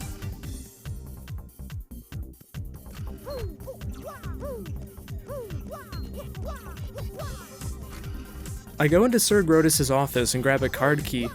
This is one of 3 necessary keys that will allow me to access the last room of the chapter.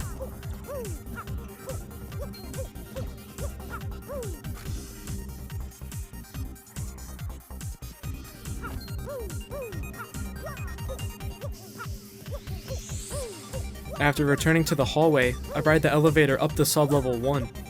I'll need to head to the room on the left, but it's faster to do that when returning to this floor later. This is because I can activate the elevator from the right, and then I'll end up further left when returning because Mario exits the elevator in the middle rather than the right side. This routing really only saves a couple frames. When I get up to the next hallway, I head right. I have to enter in the code that was on the red note, 014029, in order to unlock the door. Inside this room, I have to take a quiz similar to the one in Chapter 1. After completing the quiz, I'll get an elevator key. The order of the correct answers is 3, 4, 2, 3, 1. This quiz will always ask us if we're sure about our answer on the first, fourth, and fifth questions. I can use RNG manipulation to make sure he doesn't ask that on the other questions.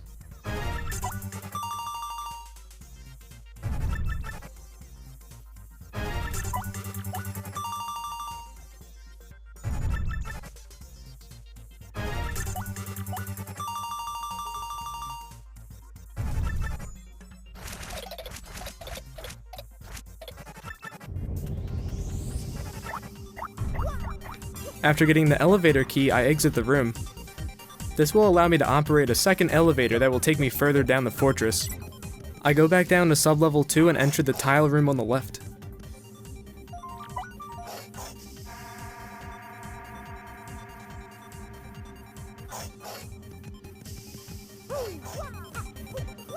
The floor in this room will electrocute Mario unless he steps on certain tiles designated by a sign against the back of the room. I can speed swap from the edge of this platform to skip a few tiles, then I can speed swap from the tiles directly to the chest. This is a second key that I'll need. Afterwards, I head to the right and leave the room.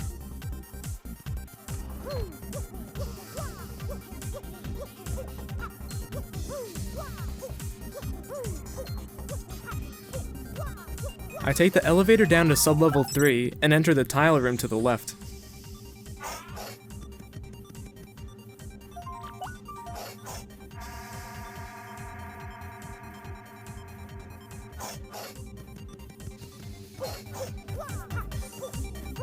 In this room, Mario can only stand on the tiles that are lit up. When he enters the room, the tiles are already moving. You're supposed to stand on the stationary tile to the left of the platform to reset the cycle, but I can actually stand around for a bit and then speed swap onto the tiles since they swing back around towards the right of the room. This saves a few seconds over resetting the tile cycle. This is the third and final card key that I'll need to access the last room of the chapter. With that, I head to the other side of the hallway.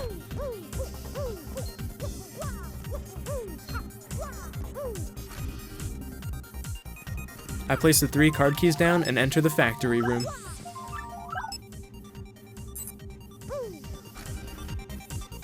Normally, to get to the back of this room, you would need Vivian, a partner from Chapter 4. Rather than go to Chapter 4, I can use a paper mode item jump to get over this right wall. I sword glitch first, and then use my dried shroom. I want to use sword glitch because I'll need 10 items for palace skip, so I want to keep the dried shroom. I also use the dried shroom because being at 5 health rather than 4 will allow me to get into peril easier. I can't make it into the background and catch the platform in the first cycle, so I just wait and mess around.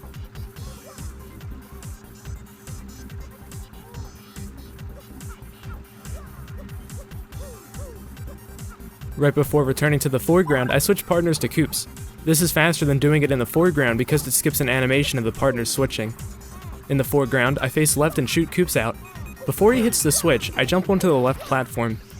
This allows me to move left during the cutscene when I would otherwise be stuck on the right platform when I gain control of Mario. I hop up the stairs and drop onto the plane panel. In the old TAS, I was able to skip this because I could hover from the platform near the pipe directly to the card key. I don't have Yoshi yet, so I can't do this. With the card key, I head back to the start of the room.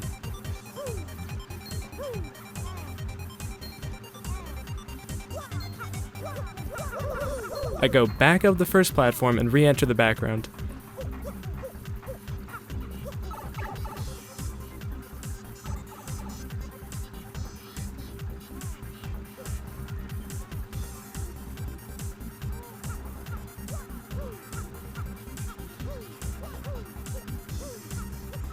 After navigating all the way through the background, I hop up the stairs and enter the Chapter 7 boss room.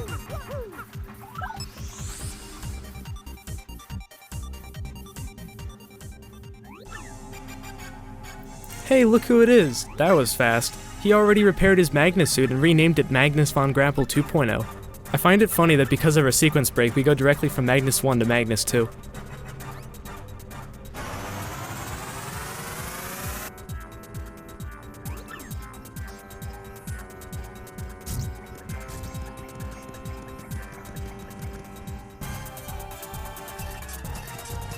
Inside the fight, I defend with Mario and then swap partners. By defending, Magnus will do 1 less damage to Mario.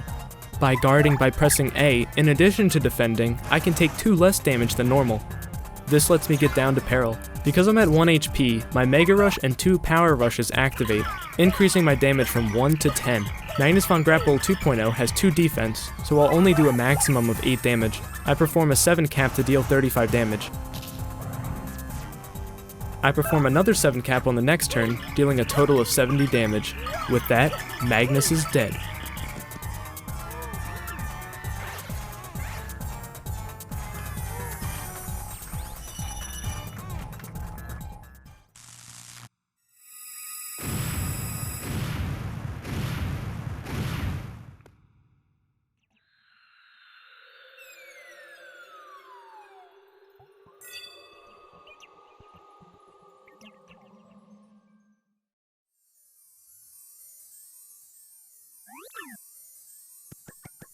With the third Crystal Star, Mario and his crew of 3, are ready to head to the 1,000-Year Door and enter the Palace of Shadows.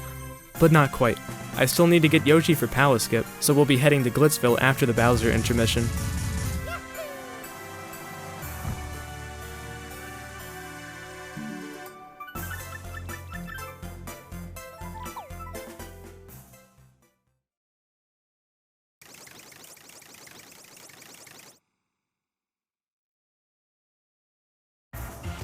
Bowser has entered...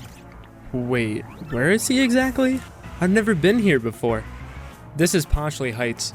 Normally the 6th Crystal Star is located inside the Sanctum.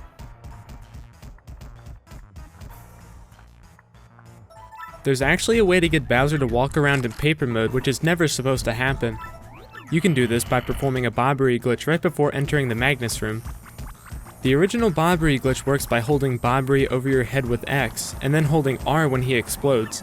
From there, you can open the door by simply pressing A, and Mario will stay in paper mode. This carries over into the Bowser cutscene. He can fall through the floor and float in midair. Bowser enters the Sanctum, but he finds out that Mario apparently has already taken the real Crystal Star, at least according to this penguin guy. That guy is Pennington. He's a detective that normally has Mario complete some puzzles on the Chapter 6 train.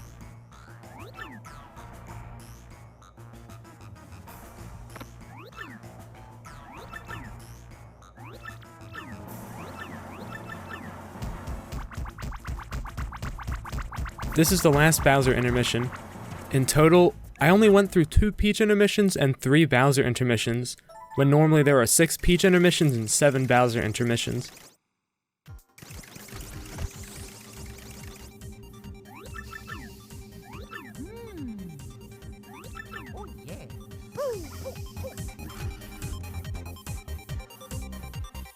After returning to Mario's point of view, we head down to the 4th sublevel and enter the room to the right.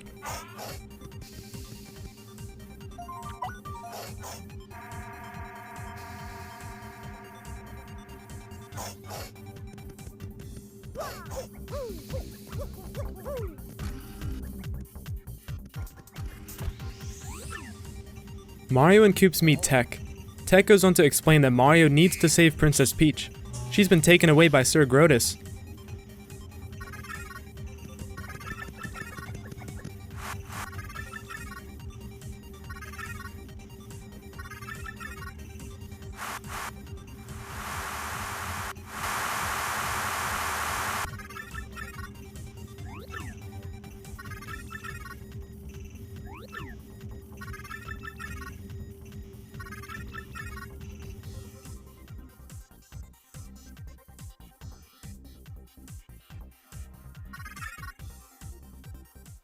Tech runs out of backup power and shuts off.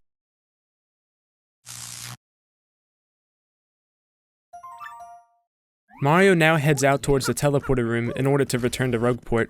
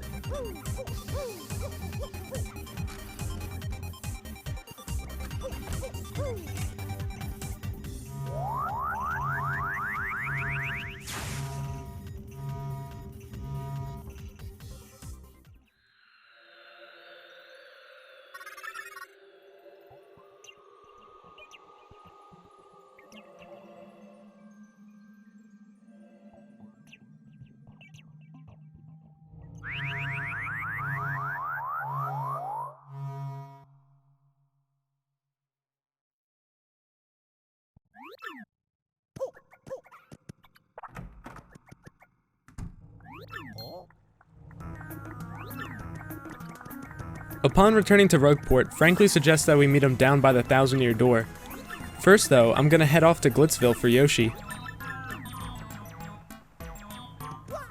On the way, I unequip Power Bounce and equip Multi Bounce.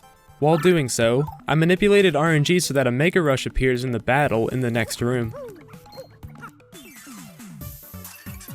With multi-bounce, I'll be able to take out both of the Hammer Bros in the fight in one turn.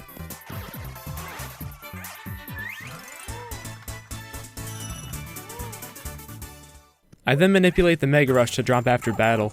With that, I head up the pipe to the surface of West Rogueport.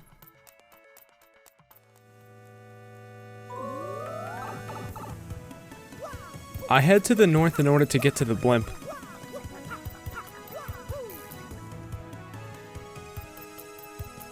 I give the blimp ticket to the attendant guarding the pipe to the blimp.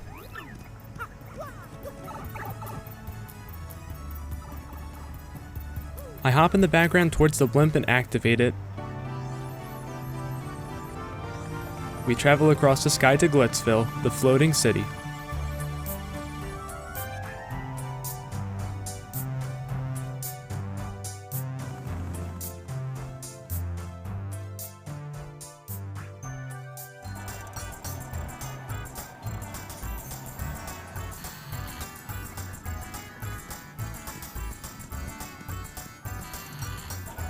Immediately upon entering Glitzville, I leave? Because I never properly entered Chapter 3, the game is really confused about where I am. In order to fix this, I have to leave Glitzville and re-enter right away.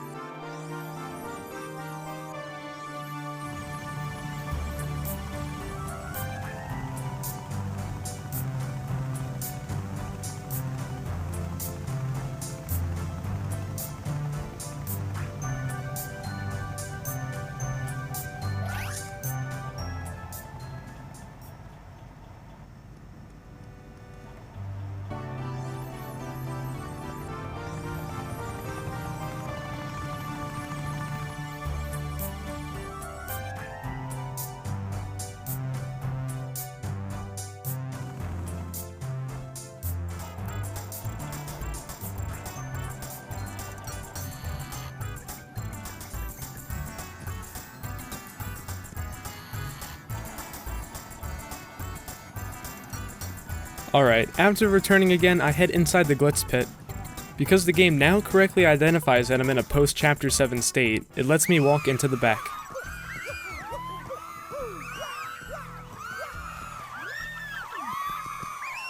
I can trigger the door by facing the opposite direction as the guard. Normally, I wouldn't be able to open the door at all, but since I'm in a post-Chapter 7 state, all doors are active and functional. Upon signing up for each fight, Jolene will assign a special condition that you have to fulfill in order to progress to the next fight. I can manipulate RNG by wasting frames before the condition shows up on screen. I want to avoid anything that involves me not using items or not using FP, depending on what fight I'm entering. Once we get out on stage, Jolene— wait, Grubba? Well, this is awkward. This cutscene before the Goomba fight is intended to only occur when you're in Chapter 3, but since I never entered this fight, it plays this cutscene for me, which includes Grubba.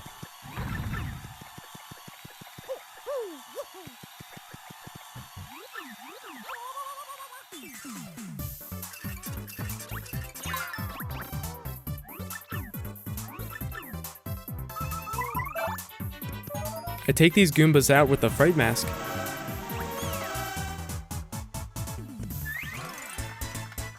With 1 star point, I level up. I'm going to need more room to equip badges, so I level up BP.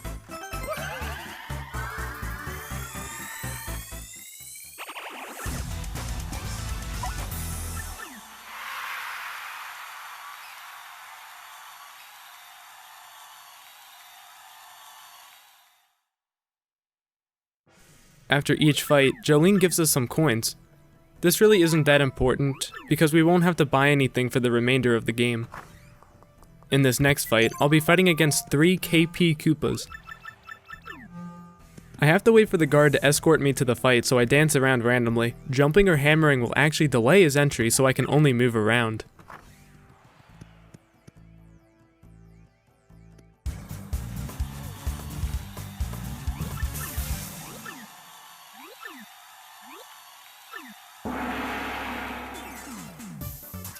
In this fight, I first get into danger by hitting each Koopa.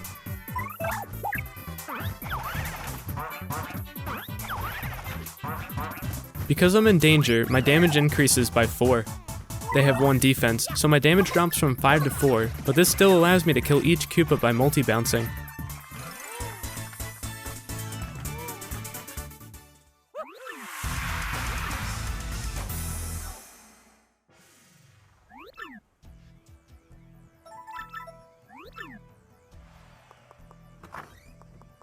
After the fight, oh, hey, look who it is! It's the Yoshi egg! Normally we would go outside by the hot dog stand and get the Yoshi egg, but the game is really confused at this point. It recognizes that we're not in Chapter 3 anymore, but it also recognizes that we haven't gotten Yoshi yet. It decides not to start the hot dog stand sequence and instead spawns the Yoshi egg inside the minor league room. In order for it to hatch, I have to fight my way up until I reach the armored Harrier. Remember how I said the game is confused? The Yoshi egg follows Mario onto stage. This is never intended to occur, but the game is really confused about what state the game is in. In the Poke fight, I use a Fright Mask to knock them out quickly.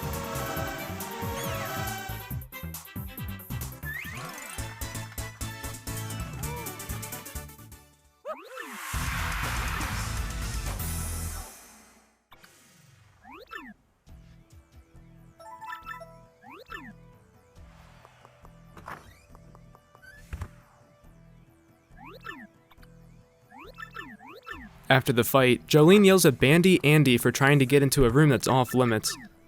This is a reference to the storage room that Mario is supposed to enter later in the chapter. Of course, we're just here for Yoshi, so we won't need to worry about that.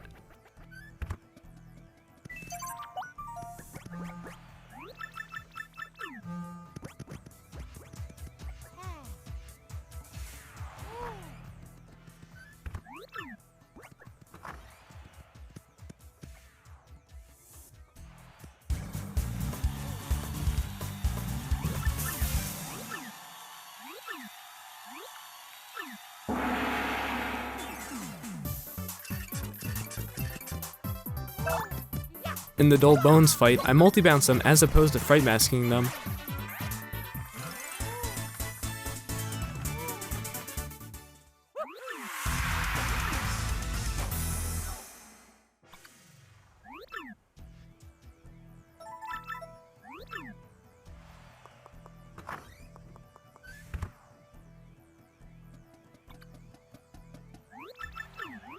From the hallway, we hear a fighter being escorted outside the Glitz Pit due to an injury.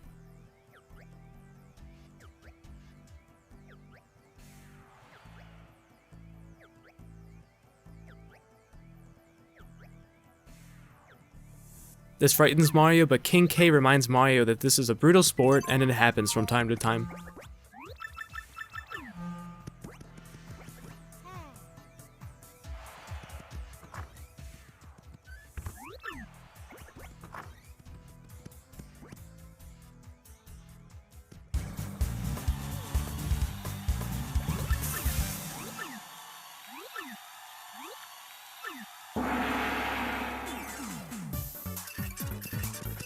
In the fight against the Spike Storm group, I use a Fright Mask.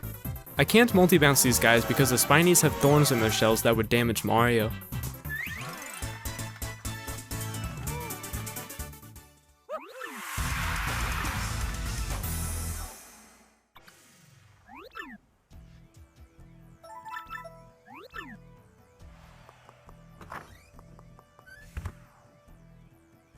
Afterwards, King K informs Mario that he should go check out the hot dog stand in Glitzville. This is supposed to make the player go outside and get the Yoshi egg, but we already have him.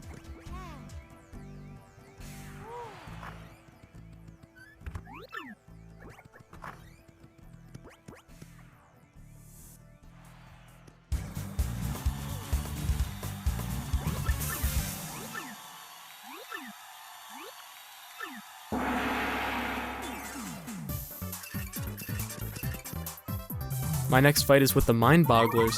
I can take them out quickly with a Fright Mask.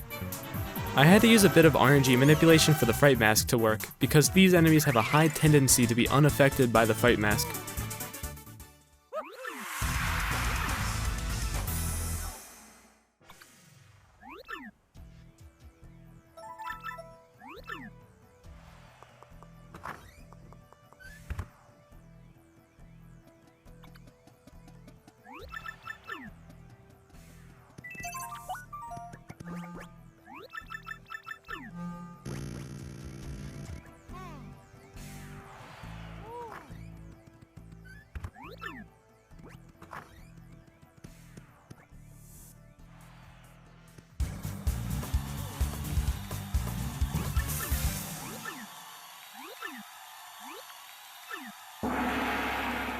The next fight is against the Punk Rocks, and once again I use a Fright Mask to end the fight as quickly as possible.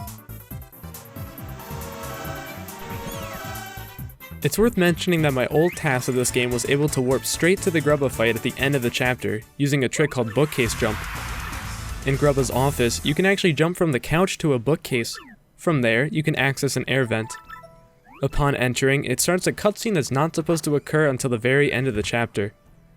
You have to use a hammer swing to break open the panel to get back out, but I was able to use a trick called Ultra Hammer early to get the Ultra Hammer before chapter 3.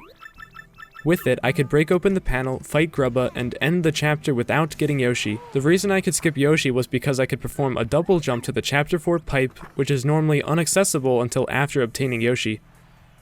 Upon completing chapter 4, the game actually gives you Yoshi even if you didn't have him before. The next fight is against the Bob-omb Squad. I take care of these guys by using a Fright Mask.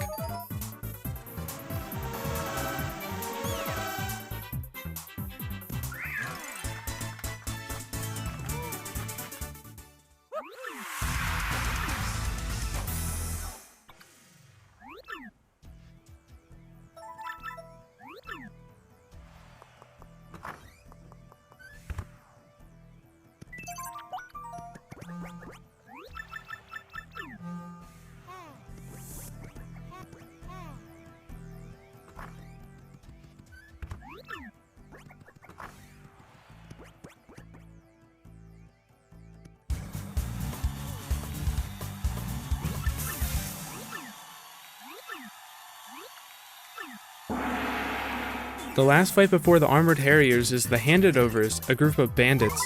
I can take them out easily with a Fright Mask.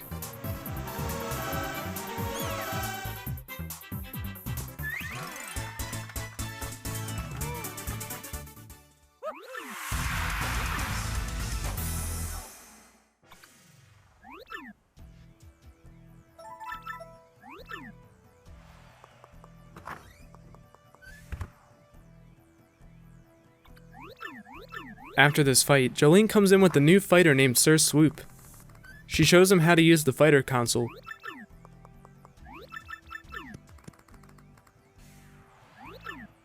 Jolene shows up on screen. Wait, how is she in 2 places at once? This is another side effect of fighting up the ranks for the first time in a post-Chapter 7 state. Normally, it would be Grubba and the fighter console talking.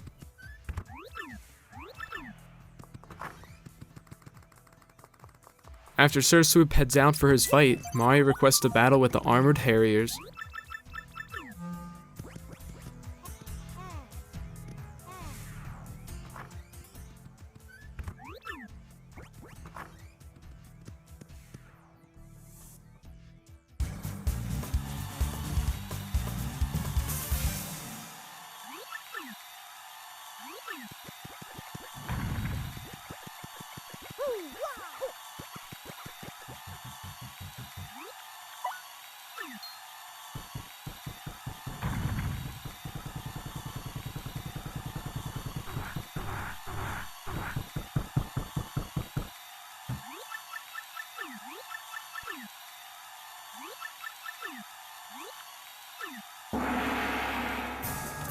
You're supposed to run away from this fight, and then the Yoshi will hatch afterwards. It's funny to note that no matter what your damage stat is, you cannot deal damage to them without Yoshi.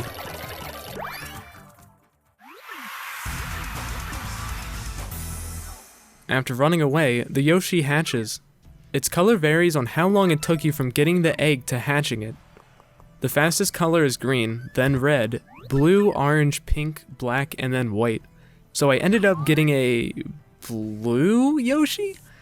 Yet another side effect of fighting up the ranks in a post-Chapter 7 state is that the Yoshi color doesn't actually depend on how long it took you to hatch it. It's seemingly random, and we aren't sure why.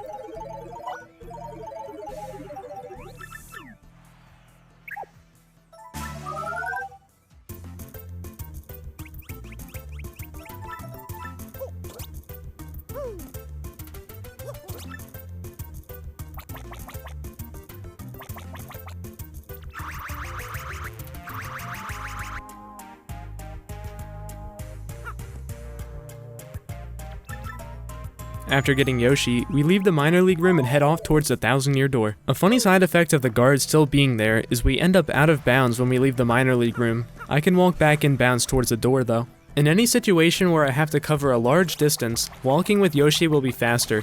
His Z-axis speed is 4 compared to Mario's 2.6775.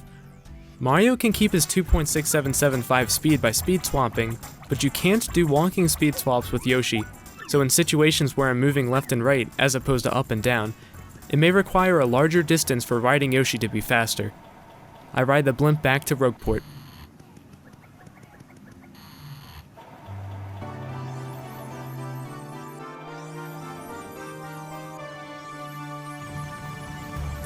It's interesting to know that the animation of the blimp returning to Rogueport is about 7 seconds slower in the Japanese version of the game compared to the American or European versions.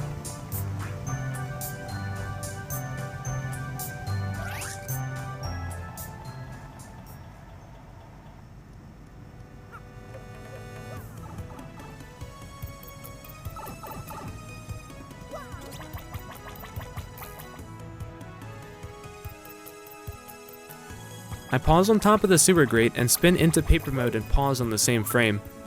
I pause to manipulate RNG, but this pause lets me enter the sewers faster since I'll already be in paper mode when I unpause. By manipulating RNG, I made another Mega Rush appear in this fight. I want to get into peril so that I can multi-bounce these Hammer Bros, so I swap partners. I'm able to swap to Flurry during this time since I'll need her in the next room.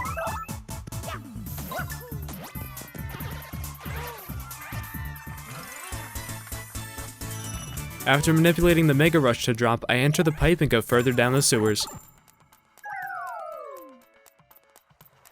I go through the bars via paper mode. I unequip multi-bounce and equip power bounce, my 2 Mega Rushes, and close call.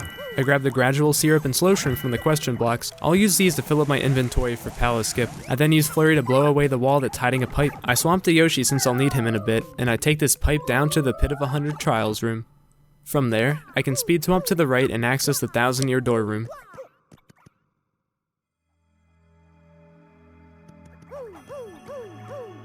Frankly was waiting here for about 17 minutes while we got Yoshi. With my 7 crystal stars, I mean 3, I stand on the pedestal as the 1,000-year door begins to open.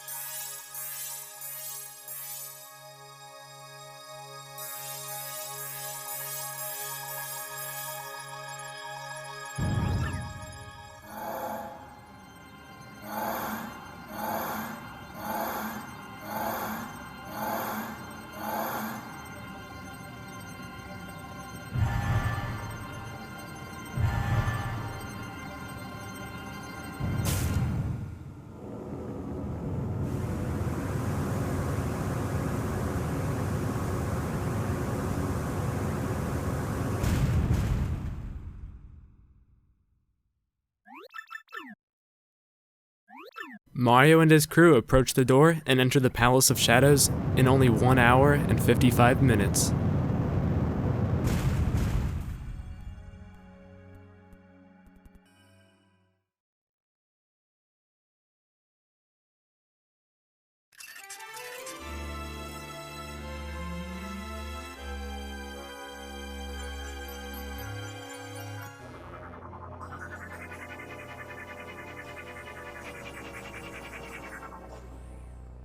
While riding on Yoshi, it's actually fastest to move at a slightly up or down angle when moving left or right.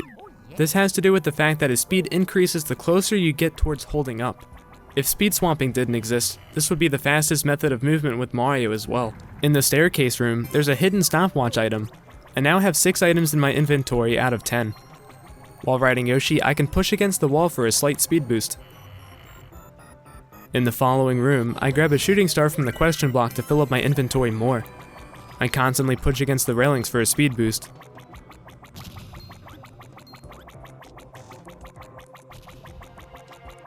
At the bottom of the room, I can walk in the middle and go in between the bullets without getting hit. At the end, I can go into paper mode and squeeze in between the two gold cannons to avoid encountering them. In the spike room, I can push against the sides of the spikes for a speed boost. I can squeeze in between the last set of spikes so I don't have to run to the back of the room to get around the spikes. In the fire bar room, I first use Yoshi to get near the center. I hop off of Yoshi over top of the fire bar, barely dodging it. From there, I reveal a hidden block containing a boost sheet. Normally you need tube mode to get around these fire bars, but I can just barely make it around them by jumping right, holding down, and then holding up to barely make it back on the ground.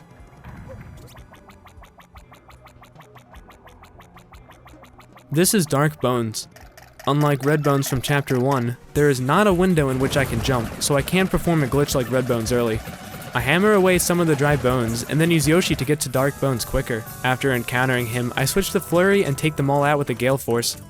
It's about a 12% chance that the Gale Force works on all of them, but I got really lucky and barely had to waste any frames.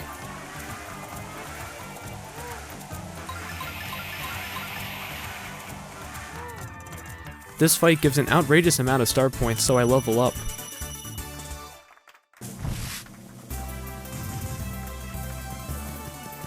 There's nothing I need to make room for, so it's fastest to just upgrade FP rather than scrolling over and selecting BP. I grab the key the Dark Bones drops and exit the room.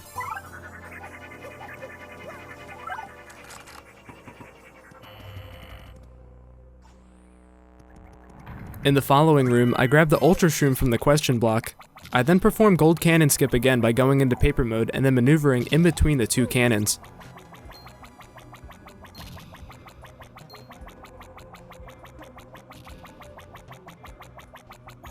I perform the same skip again at the end of the room. In the following room, I grab the Jammin' Jelly. With 10 items, I'm finally ready for Palace Skip.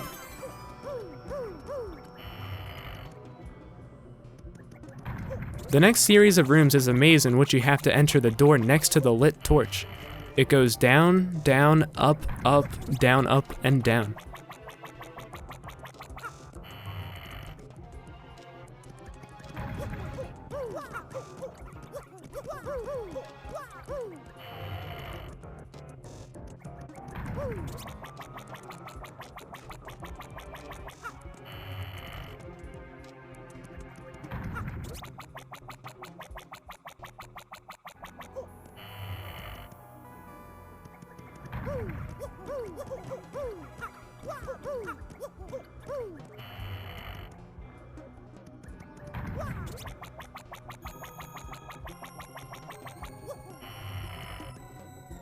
Afterwards, we come across a large room with a tower in the background.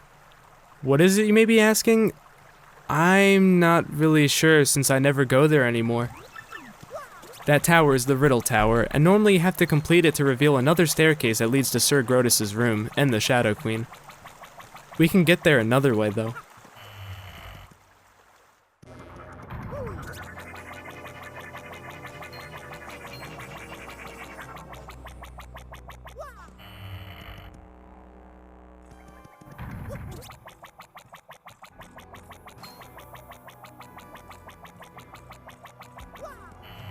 Palace Skip will occur in the room right before Gloomtail. To be perfectly honest, I can't explain Palace Skip as it happens. It's far too complicated in such a short amount of time. For a detailed explanation, please watch my video in the description or on my channel about the finding of Palace Skip.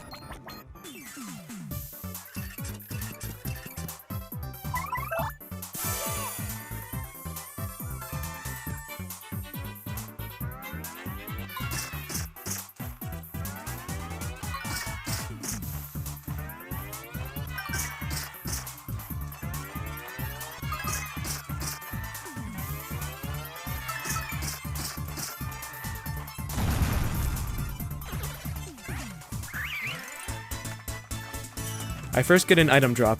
I use delayed Goombella buffers into the item. The item will stay in the room because I tossed it due to a full inventory. I get into the battle with the Ember while having tech storage.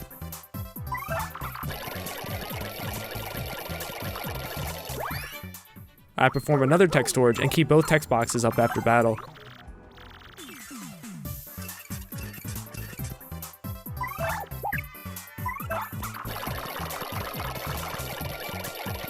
I switch to Koops and hold him out in the middle of the room. I walk left and release him to hit the Ember.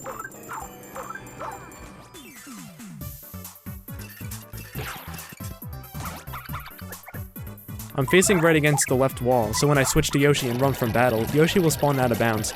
I close the text box and activate him, causing me to warp down to his Y position and hit a spring that is loaded before the rest of the room below is. I do neutral jumps to delay Yoshi's fall and teleport barely underneath the floor to first strike the Ember.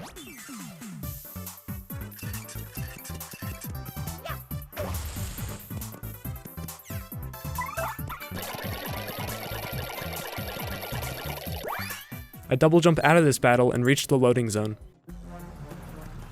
With this trick, we eliminated the need for Tube Mode, Vivian, Bobbery, the Ultra Boots, and the Ultra Hammer.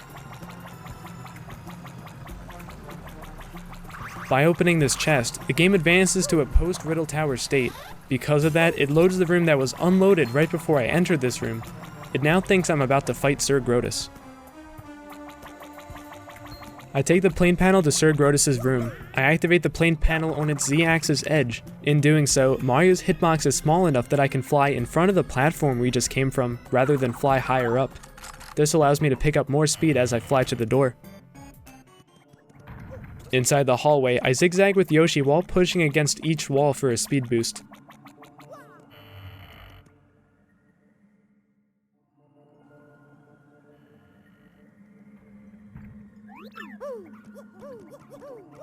After running up the staircase, we encounter Sir Grotus.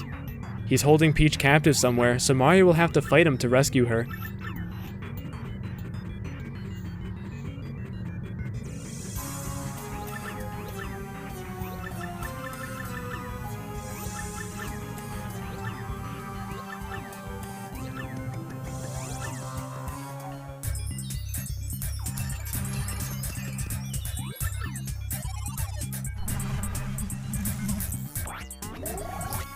Inside the battle, I get into peril by getting hit by the Grotus X's.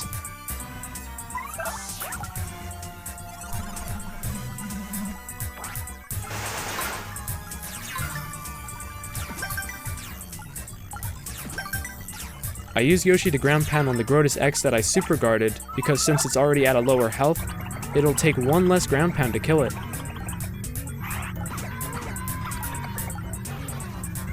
After killing the Grotus X, his shield breaks. Since I'm in peril, I can use a few power bounces to take Sir Grotus out quickly.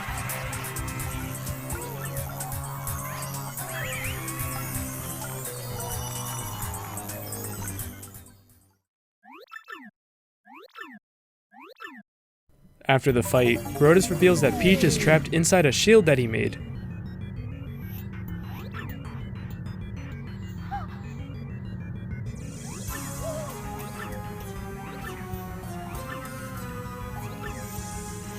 He then strikes Mario with lightning.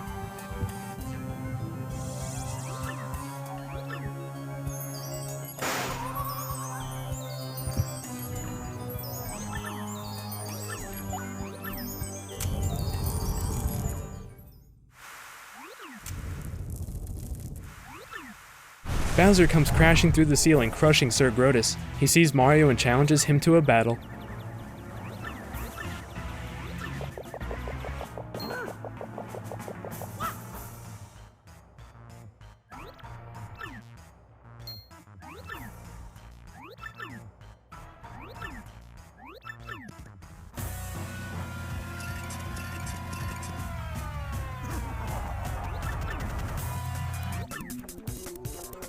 Just like with Sir Grotus, I can take Bowser out with only a few power bounces.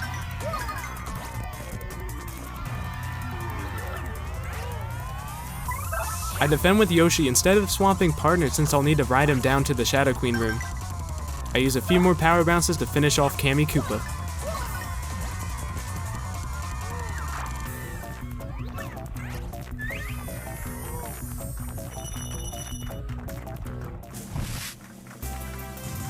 Just like in the Dark Bones fight, it's fastest to just level up FP, because otherwise it would take additional time to scroll over to BP or HP.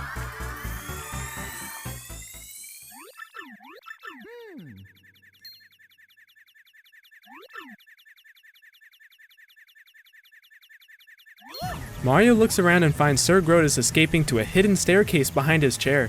Mario and Yoshi follow behind him.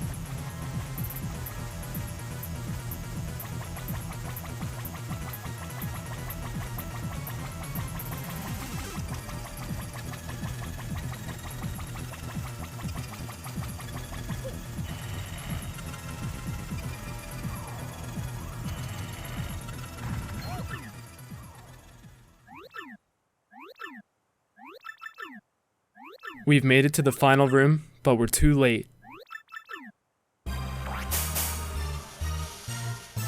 Sir Grotus is using Peach to reawaken the Shadow Queen.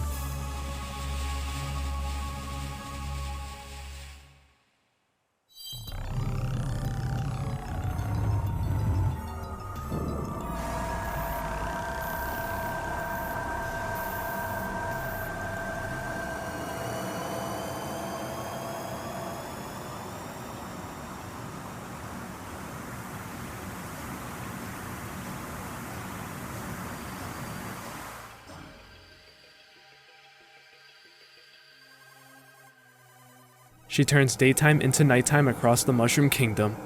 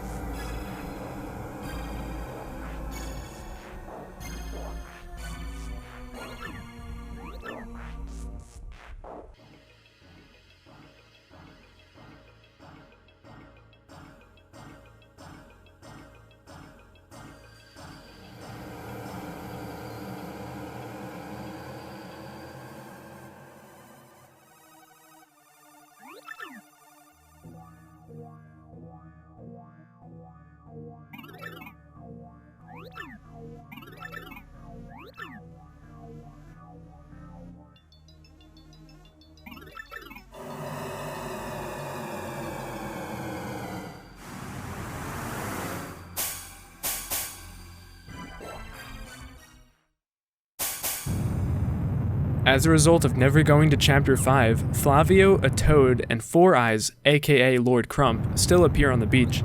They're not meant to be present in this cutscene, so they stay bright even as the world gets dark.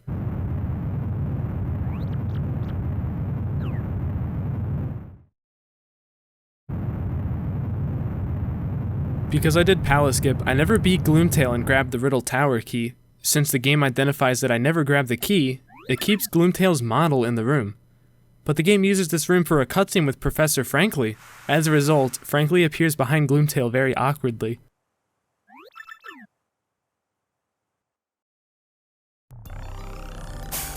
The Shadow Queen has manifested herself inside Princess Peach. Mario will have to fight against her to free Peach.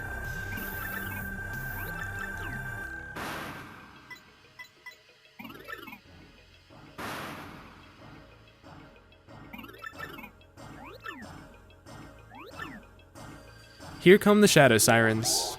Wait, what's that monster that's with them? This is Dupless, and he's the Chapter 4 boss who we skipped.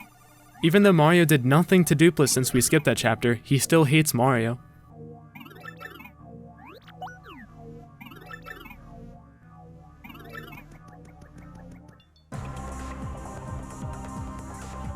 Inside the battle, I have to deal 39 damage to end the first phase. I can't get into peril very easily, so I'll have to use more power bounces than normal to kill her.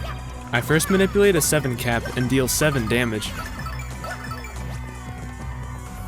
After swapping partners, I get into danger, so my damage increases by 4. I deal 6 power bounces for 16 damage or 23 overall damage. On her next turn, the Shadow Queen boosts her defense, so even though I'll deal less damage, I can power bounce still. I deal 6 power bounces to deal 7 damage, and then swap out partners. While doing so, I manipulated RNG so that I get a close call and avoid the Shadow Queen's attack. I deal 9 more damage with 8 more power bounces, which ends the first phase of the fight. During the next phase of the fight, I need to attack her 3 times. Well, kind of. If I were to do 3 power bounces, that only counts as 1 attack. If I were to attack with both Mario and a partner in 1 turn, that still counts as 1 attack for some reason. I actually need to attack her, end my turn, attack her again, end the second turn, and then attack her a 3rd time. Basically, I need to attack her, and then there needs to be a long pause afterwards where she talks. I can attack her once with Mario. I have her kill my partner. This will make it so my next turn ends faster, since I can't do anything with my partner in battle now. After she attacks, I got a really rare scenario in which a boo comes out of the audience and slaps the Shadow Queen. This registers as another attack, so now I only have to attack one more time. Because of the boo, I skip an entire turn, which saves a few seconds. Mario and his crew start to give up because she's completely invincible.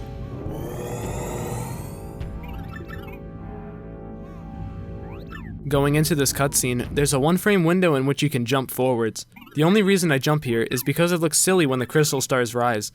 Normally, they're supposed to rise to the middle of the ceiling, but jumping forward makes them rise to another part of the ceiling.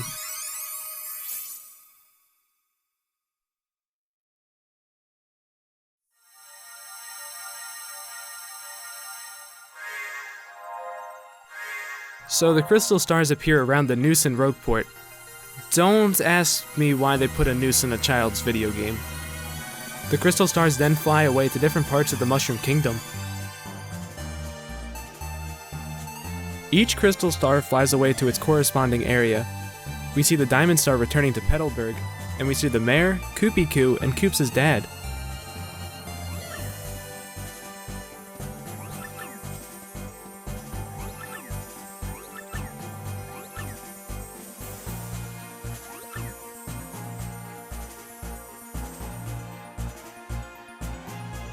The Emerald Star flies away to the Great Tree in Bogley Woods, and we see a large crowd of Punies cheering on Mario, including Punio and the Puny Elder.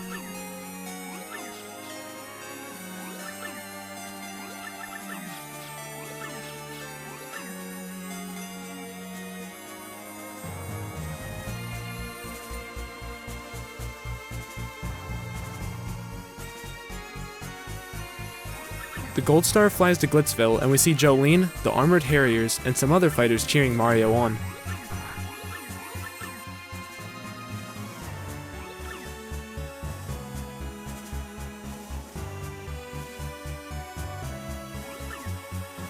The Ruby Star flies away to Twilight Town. What are they cheering for? Mario never rescued them from Dupless. He's probably still turning the residents into pigs.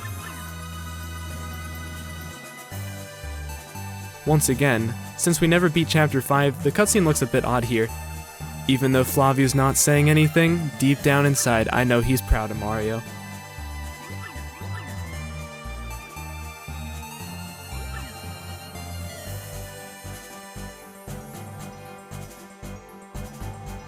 The Sapphire Star goes to Poshley Heights, and some fancy Toad Lady and some Bob-ombs cheer on Mario.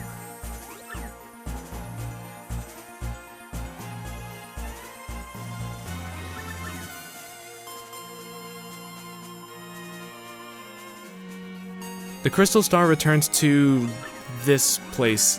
Yeah. This is Far Outpost, and this is where you would normally start Chapter 7 from.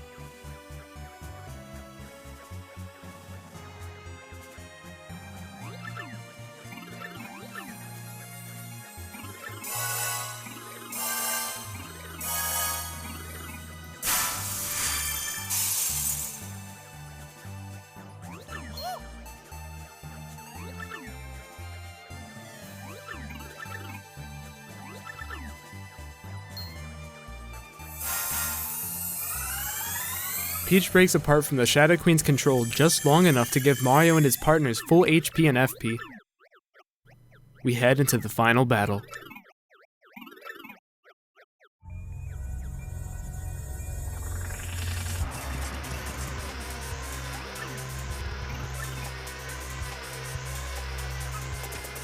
I manipulate the Shadow Queen to strike Flurry with lightning, and then hit Mario with the tiny hands. In doing so, I can guard 3 of them and get hit normally by 1 to get into peril. Now that I'm in peril, I manipulate an 11 bounce cap. This is absolutely unheard of normally. I can use Stylish after certain jumps to change RNG without wasting any time whatsoever. The chance for a 7 cap is 1/3 to the 5th power, or about a 0.4% chance. Using Stylish to manipulate the jump cap after doing a lot of jumps beforehand does make it a bit easier, so in reality it's more than 0.4%. With that, the Shadow Queen is dead. Princess Peach is saved.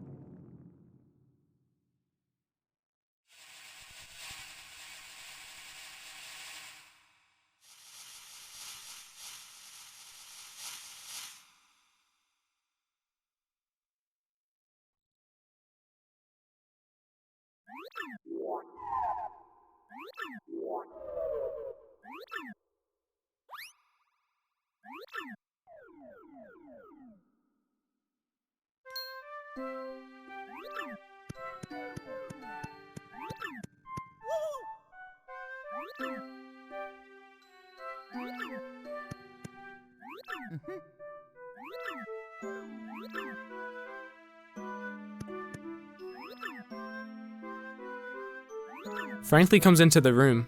He explains that he found the treasure, but it dried up into a dried shroom because it was so old.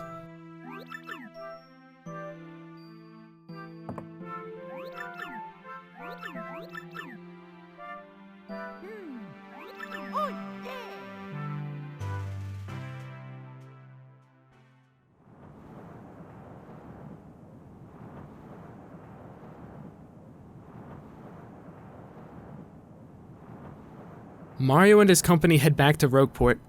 The crew's all here. Mario, Goombella, Koops, Flurry, and Yoshi. And Bobry and Vivian? What? They decided to show up out of nowhere to congratulate Mario, even though they didn't help him at all.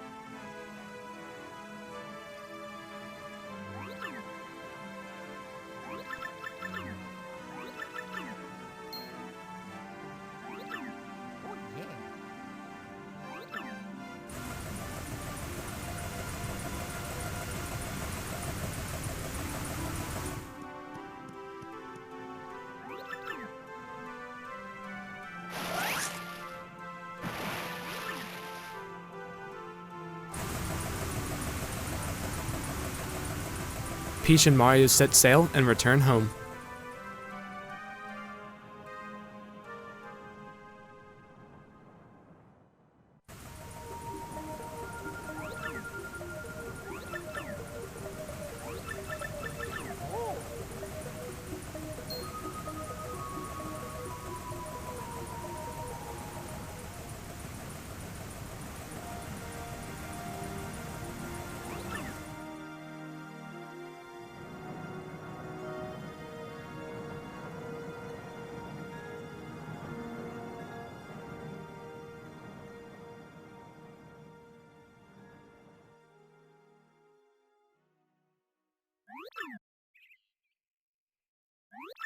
Oh, yes.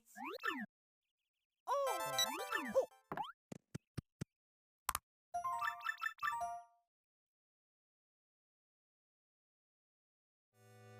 Goombella messages Mario and explains that she and Frankly are still investigating more mysteries about the town of Rogueport. She travels all over the Mushroom Kingdom, reconnecting with everyone we met along the way. First, she heads to Petalburg. There, she reconnects with Koops, Koopy Koo, and the mayor. She finds out that Koops is going to run for mayor soon. We find out that Flurry is now a play performer and is reenacting our adventure. I don't see why Dupless is part of the play, but okay. It turns out that Yoshi has registered as a fighter in the Glitz Pit as the Great Junior. Vivian is back to hanging out with the other Shadow Sirens. Bobry and Cortez... who? Anyways, they both travel to sea every day. Bobry is so happy now compared to how he used to act due to the loss of his wife.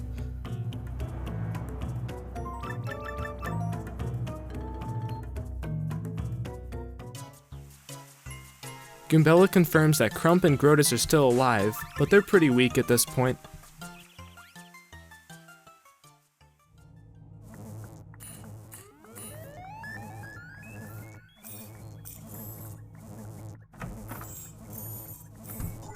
It turns out Tech is doing well now, and he hopes to meet back up with Peach and Mario sometime in the future.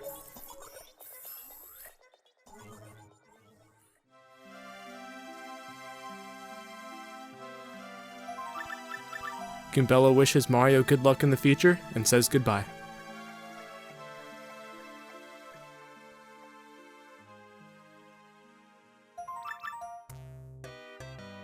Peach arrives at Mario's house to explain another adventure that she wants to go on, referencing a sequel, Super Paper Mario. Timing ends on last input, which is on Peach's last text box. The final time?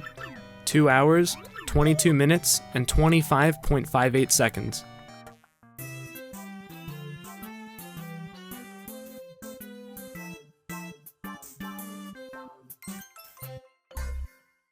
Thank you guys so much for watching. I spent a lot of time editing the overlay and audio commentary, so it does mean a lot. I'd like to give a shout out to Solidified Gaming and Really Tall for helping find Palaskip.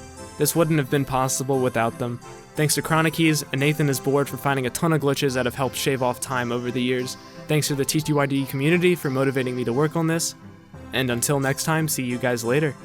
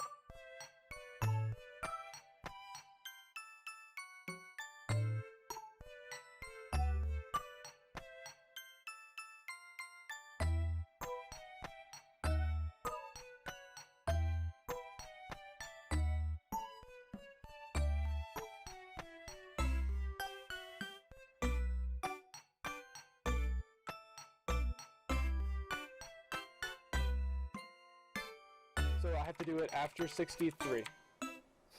I heard the jump. Ooh, I really live for saying. I don't care about the copy pasta. Ah, yes! Oh my god.